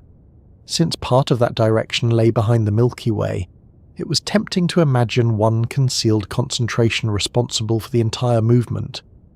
Later surveys revealed clusters, filaments, and walls within the region, including the massive Norma cluster. The great attractor became less mysterious as more of the Zone of Avoidance was surveyed, but it did not turn into one simple object. It is better understood as a major convergence region within the Laniakea velocity field. The Milky Way does not travel toward it alone. The local group participates in a broad flow involving galaxies over an enormous volume. Measurements of the cosmic microwave background show that the local group is moving at about 631 kilometers per second, relative to that ancient radiation. This velocity does not mean we are approaching the edge of the universe or moving through otherwise stationary space. It is the local group's peculiar motion after the larger cosmic expansion has been considered. The cosmic microwave background gives astronomers a useful reference because it arrives from every direction. If an observer were perfectly at rest relative to the background, its temperature would appear almost the same across the sky after small cosmological variations were considered. From the moving local group, the radiation appears slightly warmer in the direction of motion and slightly cooler in the opposite direction. This difference is called the cosmic microwave background dipole. It provides the direction and speed of our local motion relative to the background, but it does not identify the structures responsible. To explain the motion, astronomers must map the uneven distribution of matter around us and calculate how those concentrations and underdense regions contribute to the gravitational flow. The Great Attractor provides part of the explanation, but not all of it. Studies comparing the distribution of galaxy clusters with the local group's motion found a substantial contribution from structures beyond the Great Attractor. One analysis based on an all-sky X-ray cluster sample estimated that less than half of the motion came from infall associated with the Great Attractor region, while more distant concentrations supplied the larger remaining share. The Shapley concentration was identified as the strongest single contributor among those more distant over densities, although several other cluster groupings also mattered. Shapley lies farther away than the South Pole Wall and contains a remarkable concentration of galaxy clusters. From Earth, it appears in a direction not far from the Milky Way's obscuring band and the South Pole Wall's densest region. The alignment on the sky can make their relationship difficult to picture. Shapley is not a dense knot embedded inside the South Pole Wall. It is a more distant concentration occupying the same wider part of the cosmic map. Distance separates them, while the reconstructed flow connects them dynamically. Most of the velocity streamlines seeded along the South Pole Wall continue toward the Shapley concentration. This suggests that much of the wall lies within the broad gravitational flow feeding the Shapley Basin. Near the funnel at the northern end of the mapped feature, the streamlines divide, with some turning instead toward the Perseus-Pisces Basin. The distinction between position and flow is important. Two places can lie on the same road, while traffic from one eventually reaches a different city from traffic leaving the other. The South Pole Wall remains a connected density feature, yet the movement along its northern end does not follow exactly the same destination as movement across most of its length. This division is one reason the wall cannot simply be added to Laniakea as though it were an outer room of the same building. Laniakea is defined through a flow basin, centered on the Great Attractor region. The South Pole Wall lies beyond that basin and mainly participates in flow toward Shapley. It is part of our wider cosmic neighborhood because it is relatively close on cosmological scales and influences the surrounding velocity field, but it does not sit inside the same local gravitational watershed. The word neighborhood, again, requires generous scale. The nearest major section of the South Pole Wall is still hundreds of millions of light-years away. Its densest portion is seen at a distance of roughly 500 million light-years, and the complete mapped route extends for about 1.37 billion light-years. The wall is nearby only when compared with structures lying several billion light-years away, or with the full observable universe. Light leaving the densest part of the wall began travelling toward Earth long before humans existed. It passed through intergalactic space, entered the Milky Way, crossed foreground clouds of dust and gas, and eventually reached our instruments. The galaxy motions used in the reconstruction belong to that distant past as well. Cosmographic maps combine those observations into a model of the surrounding universe, while accounting for the fact that greater distance also means an earlier view. None of this means that the South Pole Wall is currently pulling the solar system in a direct, isolated way that could be measured beside the Sun's gravity or the Milky Way's orbit. Local gravitational forces dominate local motion. Earth orbits the Sun. The Sun moves through the Milky Way.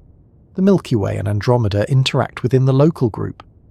The local group participates in larger flows produced by matter distributed across a much wider volume. Gravity from a distant structure becomes weak with distance, but large structures contain a great deal of matter and act across enormous regions. Their contributions overlap. The Milky Way's peculiar velocity is therefore not a response to one wall, one cluster, or one attractor. It is the accumulated result of the surrounding density field. Imagine standing in a shallow valley with slopes rising in several directions. One nearby slope may be steep but short. A distant mountain may be much larger. A low area behind you changes the balance because there is less land pulling in that direction. The direction in which a loose ball begins to roll depends on the complete shape of the terrain, not simply the nearest visible hill. The cosmic version contains no literal terrain, but a gravitational potential can be mapped in a related way. Dense regions act as attractors. Underdense regions contribute through their lack of mass. A galaxy moves according to the combined gradient across that landscape. Voids are therefore as important as clusters when astronomers try to understand our motion. A void does not repel galaxies through an unknown outward force. It simply contains less matter than the surroundings.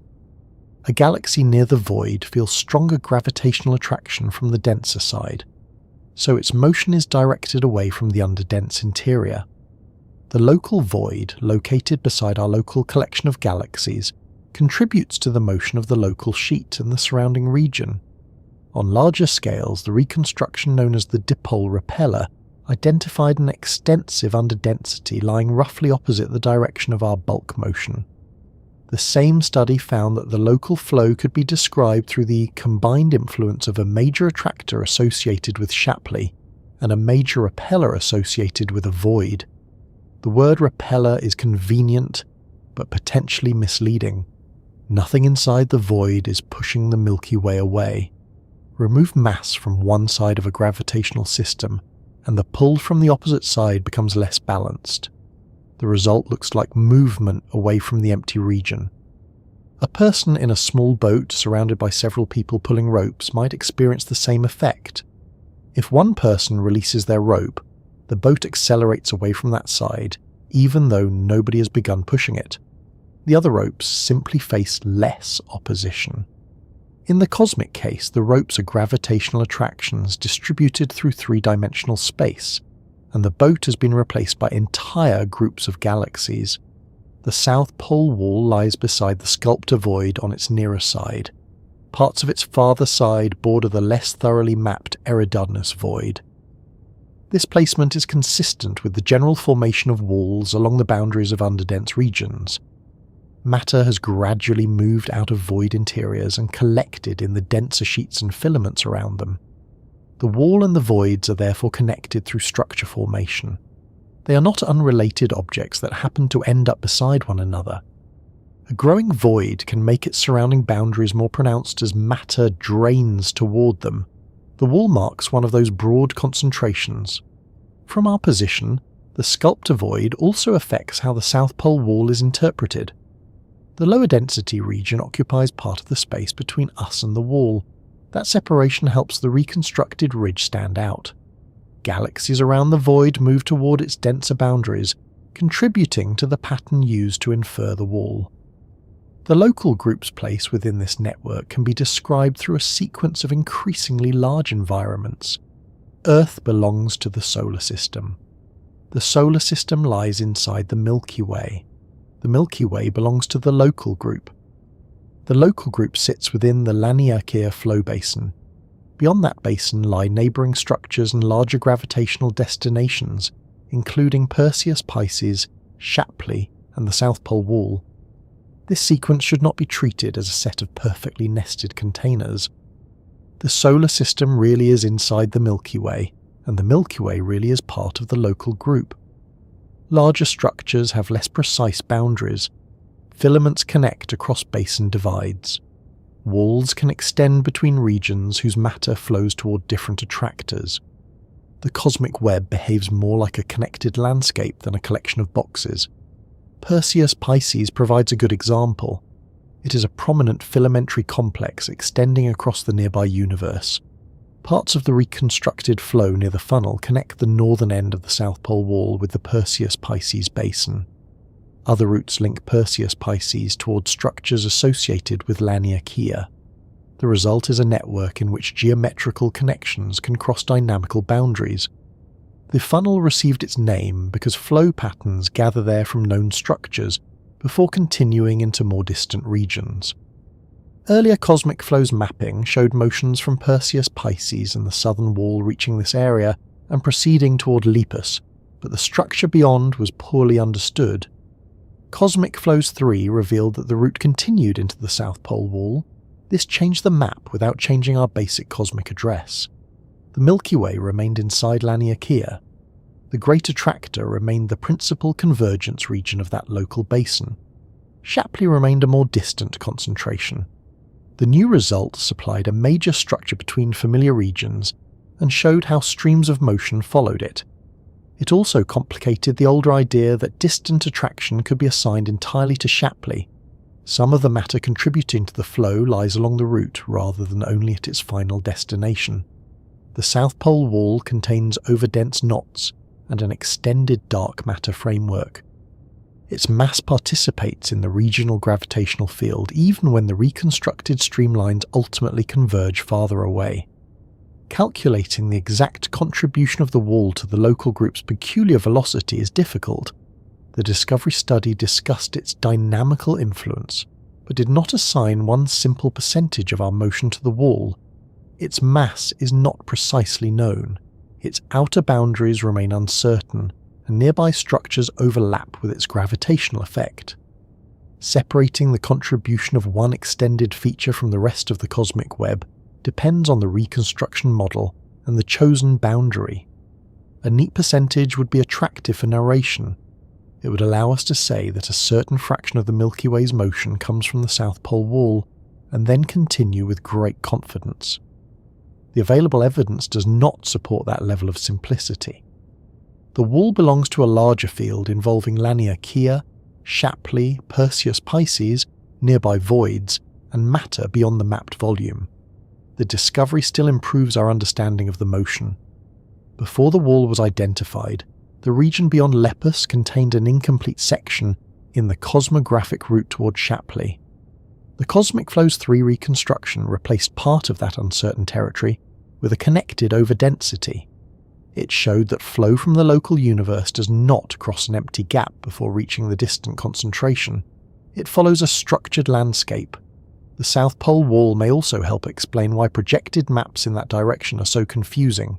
The Great Attractor, the wall, Shapley, the Milky Way's dust, and the cosmic microwave background dipole apex appear near one another on the sky. Without distance, they overlap. Add the third dimension, and they separate into layers connected by flow. The Great Attractor lies within the nearer Laniakea region. The South Pole wall occupies an intermediate range beyond much of Laniakea. Shapley lies farther away. The Zone of Avoidance cuts across the view. The apparent closeness is therefore partly an accident of perspective, and partly a sign that major structures really do align along a broad direction in our gravitational environment. An observer placed elsewhere would arrange the same structures differently across the sky. From a galaxy near Shapley, the South Pole wall might stretch across another set of constellations, and the Milky Way's foreground dust would no longer cover it. Laniakea might appear as a neighbouring concentration in a different direction. The web would remain, but the names and visual obstacles would change. That dependence on viewpoint is not a weakness in the map. Coordinates and names are created for observers. Physical information lies in distances, densities, velocities, and connections. South Pole tells us where the wall's strongest known section appears from Earth. Laniakea identifies the basin containing us. Great Attractor describes a convergence region. Shapley names a distant concentration. The labels make the geography manageable, but they do not divide the universe into natural territories.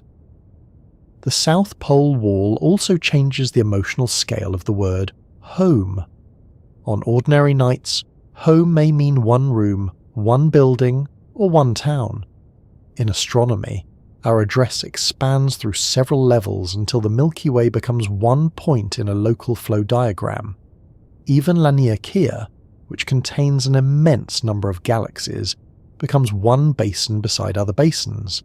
There's no need to turn that scale into an abstract lesson. It has a practical scientific use. Knowing our surroundings allows astronomers to correct observed velocities, test cosmological models, compare simulations with the real universe, and determine whether the mapped distribution of matter accounts for the motion seen in the cosmic microwave background.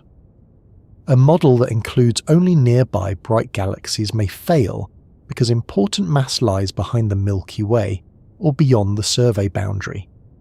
A model containing only overdense regions may fail because voids contribute to the direction of the flow.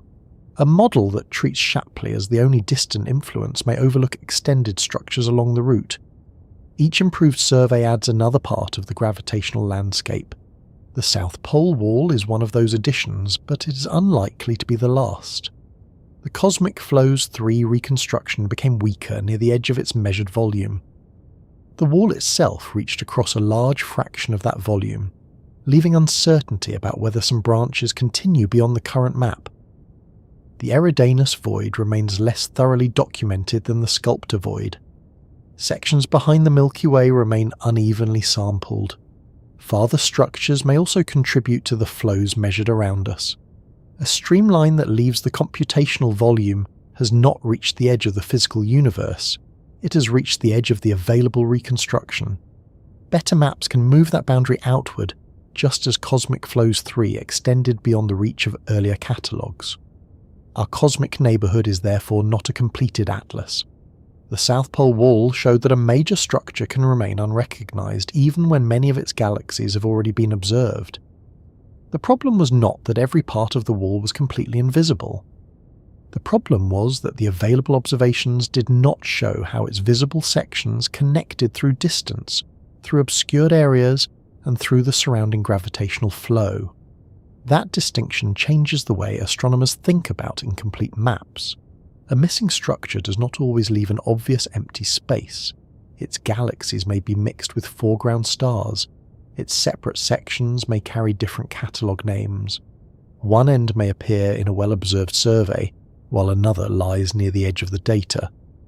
The complete feature can remain hidden because nobody has yet combined the pieces in the correct three-dimensional arrangement. The South Pole Wall also demonstrates that position is only one source of information.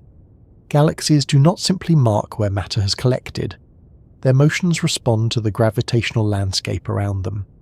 By measuring peculiar velocities, researchers can examine what galaxies are doing as well as where they appear. This makes it possible to infer concentrations of matter in regions where direct surveys are sparse.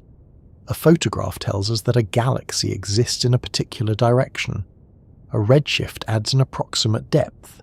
An independent distance estimate allows astronomers to separate cosmic expansion from local motion. Thousands of those measurements can reveal convergence toward a dense feature or movement away from a void. The result is not a perfect image of invisible matter, but it is a physically constrained map. This lesson extends well beyond the South Pole Wall. Dark matter does not appear in an ordinary photograph, yet its gravity shapes the motions and distribution of galaxies. Diffuse gas between galaxies can be too faint to see directly, yet it affects X-ray, ultraviolet, and radio observations. A distant cluster can be partly hidden by the Milky Way, yet its hot gas or gravitational influence may still be measured. The universe supplies many kinds of evidence, although it rarely places all of them inside one convenient instrument. The discovery also reminds us that the Milky Way remains a serious observational foreground. Modern astronomy can produce maps containing millions of galaxies, but the coverage is not equally complete in every direction. Dust absorbs visible light. Dense star fields create confusion. Bright nebulae and radio emission interfere with observations at other wavelengths. Infrared, radio, and X-ray instruments reduce particular problems without removing the foreground entirely.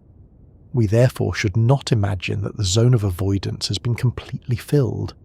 It has been narrowed and examined through several methods, but difficult regions remain. Some galaxies are known only through radio emission. Others have infrared detections but no reliable redshift. A cluster may be suspected from X-rays without having a complete inventory of member galaxies. Each new catalogue closes part of the gap while revealing where further measurements are needed. The South Pole Wall itself may not end where the published reconstruction ends. Its mapped route extends across a large fraction of the volume, examined with Cosmic Flows 3. The researchers noted that parts of the structure could continue beyond the available data.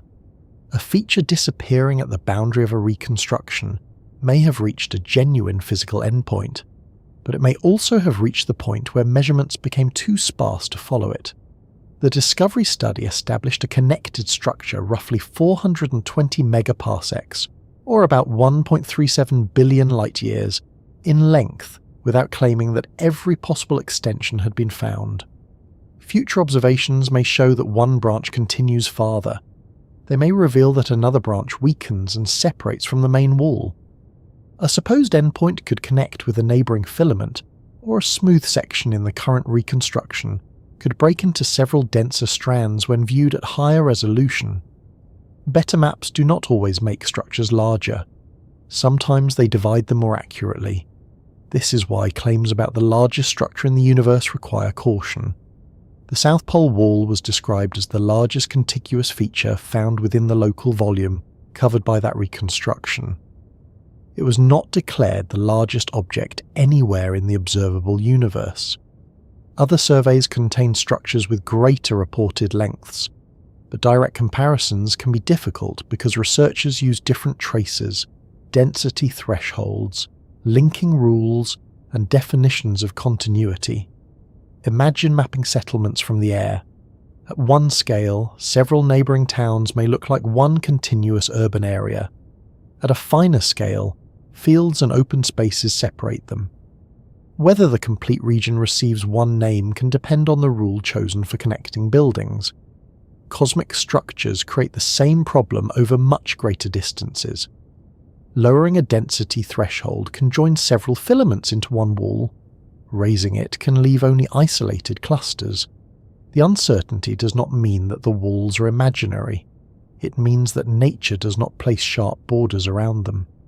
Clusters are relatively compact and easier to identify as individual systems. Filaments, sheets, and walls merge gradually into their surroundings. Their classification depends partly on the scale at which the density field is measured. This becomes important when people ask whether a structure more than 1 billion light-years long conflicts with the idea that the universe is homogeneous on large scales. Homogeneity does not mean that matter must be evenly distributed inside every large box. The universe contains galaxies, clusters, walls, and enormous voids. The cosmological principle states that, after averaging over sufficiently large scales, no location or direction should be fundamentally special. A long wall can exist inside a statistically homogeneous universe, just as a large weather system can exist without making one continent the centre of Earth's atmosphere. What matters is the statistical distribution of many structures across volumes much larger than the individual feature. One wall does not by itself disprove the standard cosmological model.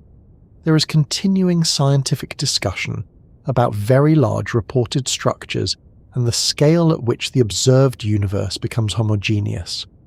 Some studies have found galaxy distributions consistent with homogeneity after averaging over scales of roughly 100 megaparsecs or somewhat more, depending on the dataset and measurement definition. Other researchers have highlighted exceptionally large arrangements that deserve further investigation.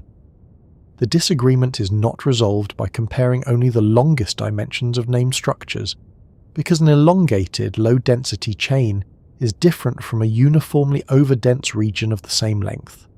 The South Pole Wall discovery paper did not claim that the cosmological principle had failed. Its authors noted that finding a feature comparable to the Sloan Great Wall at roughly half the distance suggests that very large structures may not be extraordinarily rare. That is an observational clue rather than a final verdict about cosmology. A fair test requires complete surveys, well-defined statistics, and comparisons with simulated universes processed in the same way as the real data. Simulations are essential because the human eye is excellent at finding patterns, including patterns that do not carry much statistical significance. Researchers can generate a simulated cosmic web using dark matter, ordinary matter, cosmic expansion, and the initial density variations inferred from the early universe. They then apply the same survey boundaries, foreground gaps, distance errors, and structure-finding algorithms used on actual observations. If wall-like features with similar scale and density appear frequently in the simulated catalogues, the real structure may fit comfortably within the model. If they are extremely rare under every reasonable definition, the observation becomes more challenging. The comparison must be made consistently. It is not useful to measure a real wall with one rule and simulated walls with another, although this has occasionally been the sort of detail that turns a calm scientific discussion into a remarkably energetic conference session. The structure also reveals something about the relationship between luminous galaxies and total matter. Galaxies are convenient markers, but they do not trace mass perfectly. Different types of galaxies form in different environments. Rich clusters contain many bright elliptical galaxies. Lower density filaments may contain more gas-rich spirals. Dark matter filaments can continue through regions containing few galaxies bright enough for a particular survey. A map made from visible galaxies can therefore exaggerate some concentrations and underrepresent others. Peculiar velocities help because galaxies respond to the complete gravitational field, not only to the parts producing the most light. Weak gravitational lensing offers another approach, by measuring how foreground mass distorts the images of more distant galaxies. Radio observations trace neutral hydrogen. X-ray and microwave measurements reveal hot gas in clusters. Combining these traces provides a more complete description than any one catalogue can supply. The wall's location makes several of those methods difficult. Weak lensing requires large numbers of clearly measured background galaxies. Foreground stars and dust near the Milky Way reduce that sample. Optical spectroscopy becomes harder when target galaxies are dimmed. X-ray observations are useful for clusters but may not reveal the full lower density bridge between them. Radio surveys can pass through dust but favour galaxies containing neutral hydrogen. The next map will therefore not arrive from one perfect telescope. It will be assembled by comparing surveys that see different parts of the same region. One instrument may detect a hidden spiral galaxy. Another measures the hot gas of a cluster. A third provides accurate infrared brightness. Distance indicators supply peculiar velocities, while simulations test the resulting density field. Cosmic Flows 4 has already expanded the peculiar velocity foundation considerably. Its published catalogue compiled distances for 55,877 galaxies, organised into 38,065 groups, using 8 distance measuring methods. That is more than 3 times the number of entries in Cosmic Flows 3. The larger catalogue reaches greater depths and provides many more opportunities to compare overlapping methods, although substantial uncertainties in individual galaxy distances remain. More entries do not automatically produce a flawless reconstruction. The measurements remain unevenly distributed between the northern and southern skies. Some distance methods cover particular galaxy types more effectively than others. Errors grow with distance, and nearby dense groups may contain many measurements, while a distant region contains only a few. Recent analyses of Cosmic Flows 4 continue to work on improved estimators, weighting methods, bulk flows, and the statistical effects of this uneven sampling. Even with those difficulties, the increase from Cosmic Flows 3 is substantial. A denser velocity catalogue may sharpen the known sections of the South Pole Wall, test its weaker connections, and reveal other flow patterns that were smoothed out in the earlier reconstruction. It may also show that some apparently connected regions should be separated. Refinement can confirm a discovery without preserving every detail of its first map. Large redshift surveys are supplying the complementary position data.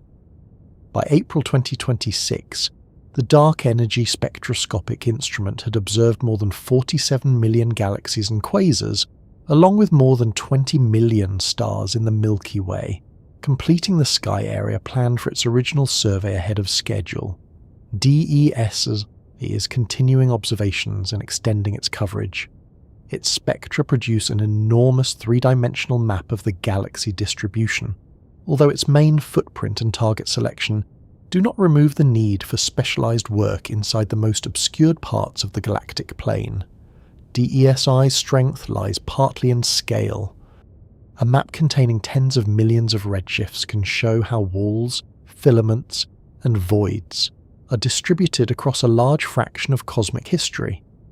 It can also test whether exceptionally large features are common or unusual. The same data help measure the expansion of the universe through patterns such as baryon acoustic oscillations, connecting the arrangement of galaxies with the behavior of dark energy. ESA's Euclid telescope adds high-resolution, visible and near-infrared imaging from space. Its first major public survey release in March 2025 included observations of about 26 million galaxies across selected fields. Euclid is designed to survey roughly 14,000 square degrees and to use galaxy shapes, distances, and clustering to study dark matter, dark energy, and the growth of the cosmic web. Its first cosmology data release was planned for October 2026, which, at the time of this narration in August 2026, had not yet arrived. Euclid's infrared capability is useful around dusty regions, although its main cosmological survey avoids the most crowded parts of the Milky Way, because accurate measurements of distant galaxy shapes become difficult there. It will not simply photograph every hidden section of the South Pole wall. Its broader contribution will be improved measurements of galaxies, clusters, gravitational lensing, and the statistical organization of matter across a very large area. The Vera C. Rubin Observatory began its 10-year legacy survey of space and time on June 30th, 2026. Located in Chile, it repeatedly observes the southern sky with a wide-field camera, returning to the same regions every few nights. The accumulated images will become far deeper than one exposure, and will measure enormous numbers of galaxies, stars, supernovae, asteroids, and other changing objects. Rubin's view is especially relevant because much of the South Pole wall appears in the southern sky. Repeated observations can improve measurements of faint galaxies outside the most obscured band, find supernovae useful for distance estimates, and provide photometry for large-scale structure studies. Dust and stellar crowding will still limit visible light observations near the galactic plane, but the survey's depth and repeated coverage should improve the surrounding map. Radio astronomy may provide the clearest route directly through some foreground regions. Neutral hydrogen emits a characteristic 21 cm radio line that passes through galactic dust. Existing surveys have already found hundreds of galaxies inside the Zone of Avoidance. More sensitive instruments can detect fainter systems and extend these searches to greater distances. The Square Kilometre Array is being developed to study neutral hydrogen across cosmic time. Its science program includes mapping millions of galaxies, investigating gas around them, tracing large-scale structure, and measuring peculiar motions. These observations could reveal gas-rich galaxies where optical surveys remain incomplete, although gas-poor systems and strong Milky Way radio emission will continue to require other methods. Together, these projects may uncover several kinds of hidden structure. One possibility is an extension of the South Pole wall itself. Another is a parallel filament at a different distance that currently overlaps with it in projection. There may be clusters behind the Milky Way that have been detected only weakly or assigned uncertain redshifts. Some apparent voids may contain more galaxies than existing catalogues suggest. Other discoveries may be less dramatic in size but more important dynamically. A moderate concentration in the correct position can improve explanations of local galaxy flows. A previously unmapped void can change the balance of gravitational attraction. a chain of small groups can connect two larger features that were thought to be separate. Hidden does not always mean distant. The local void, nearby obscured galaxies, and structures crossing the galactic plane show that incomplete mapping can occur within our own wider neighbourhood. A small nearby object can be difficult to find if it lies behind enough foreground material, while a very bright distant cluster may remain detectable. Some discoveries may not receive memorable names. Maps improve through thousands of ordinary measurements. A better redshift for one galaxy, a reliable distance to one group, a radio detection inside a dust cloud, or an X-ray confirmation of a cluster. These additions rarely appear dramatic by themselves. Their value becomes clear when they close a gap in a much larger pattern. The South Pole Wall was produced by exactly that accumulation. It was not found by guessing that a giant structure must be hiding near the celestial pole. It emerged from distance measurements collected through several methods: corrections for observational bias, reconstructions of the velocity and density fields, and comparison with redshift surveys. The wall became persuasive because different pieces of evidence supported the same broad route. Future claims will require the same care. A computer visualization can make a weak feature look solid. A smoothing algorithm can connect separate concentrations. A survey boundary can create an apparent edge. Dust can produce a false void, while distance errors can produce a false flow. Researchers must test whether a proposed structure persists when the assumptions, thresholds, and datasets change. That process can make astronomical progress look slower than the discovery headlines suggest. A new feature is announced. Other teams inspect the data. Larger catalogues alter its outline. Simulations test its rarity. Different tracers measure its contents. Years later, the original discovery may remain broadly correct, while its details become much more complicated. The complication is useful. A simple wall becomes a network of knots, branches, dark matter, gas, and velocity basins. A blank region becomes a problem involving dust, source confusion, selection effects, and incomplete distances. The improved description may be harder to fit into one sentence, but it is closer to the actual universe. The South Pole Wall therefore reveals two things at once. It reveals a genuine, enormous concentration within the nearby cosmic web, and it reveals the limitations of the position from which we observe it.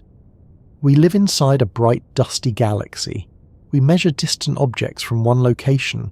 We receive their light from different moments in the past. Every map we build begins with those restrictions. Astronomy advances by finding ways to work around them. Different wavelengths pass through different foregrounds. Spectra add depth to images. Standard candles and galaxy relationships provide distances.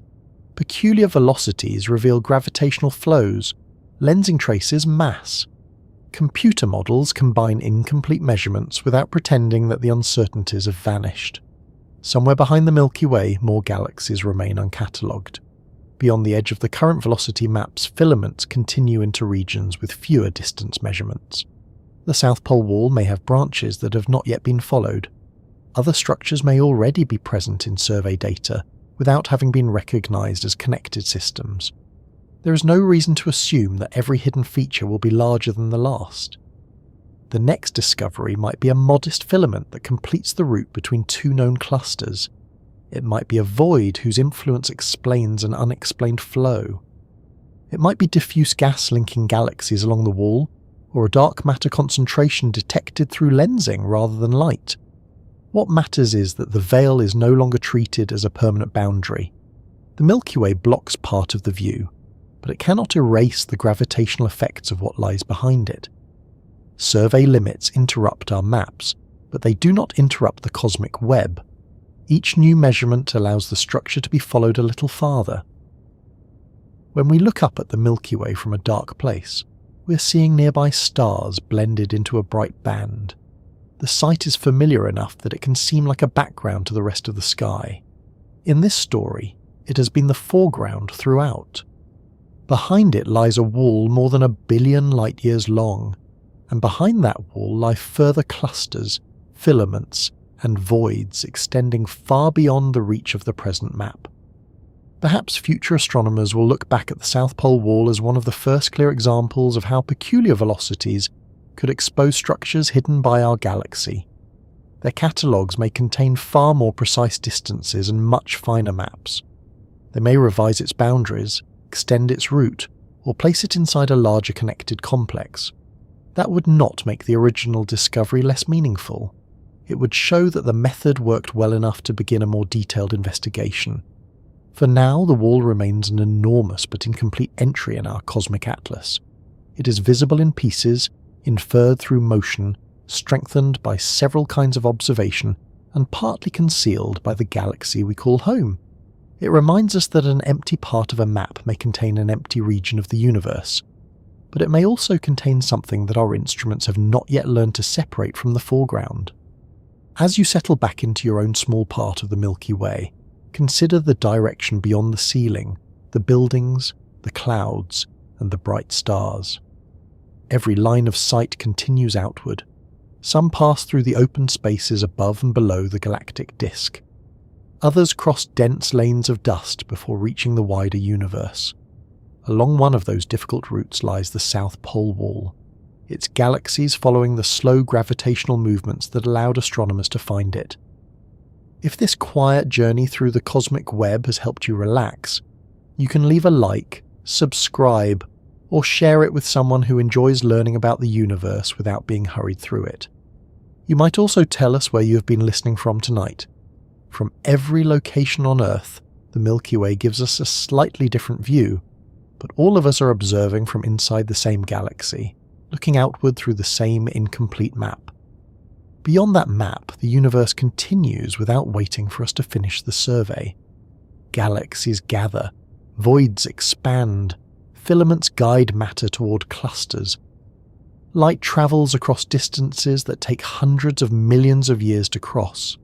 Our instruments record a little more of it each night, and the dark band that once caused astronomers to avoid an entire region of the sky becomes less effective at keeping the larger structure hidden. There will always be another faint galaxy behind a brighter star, another flow extending beyond the reconstruction, and another connection waiting to be tested. For tonight, the South Pole Wall is enough. A giant structure hidden beside one of the brightest parts of our sky, discovered not because the darkness disappeared, but because astronomers learned how to measure what the darkness could not prevent from moving.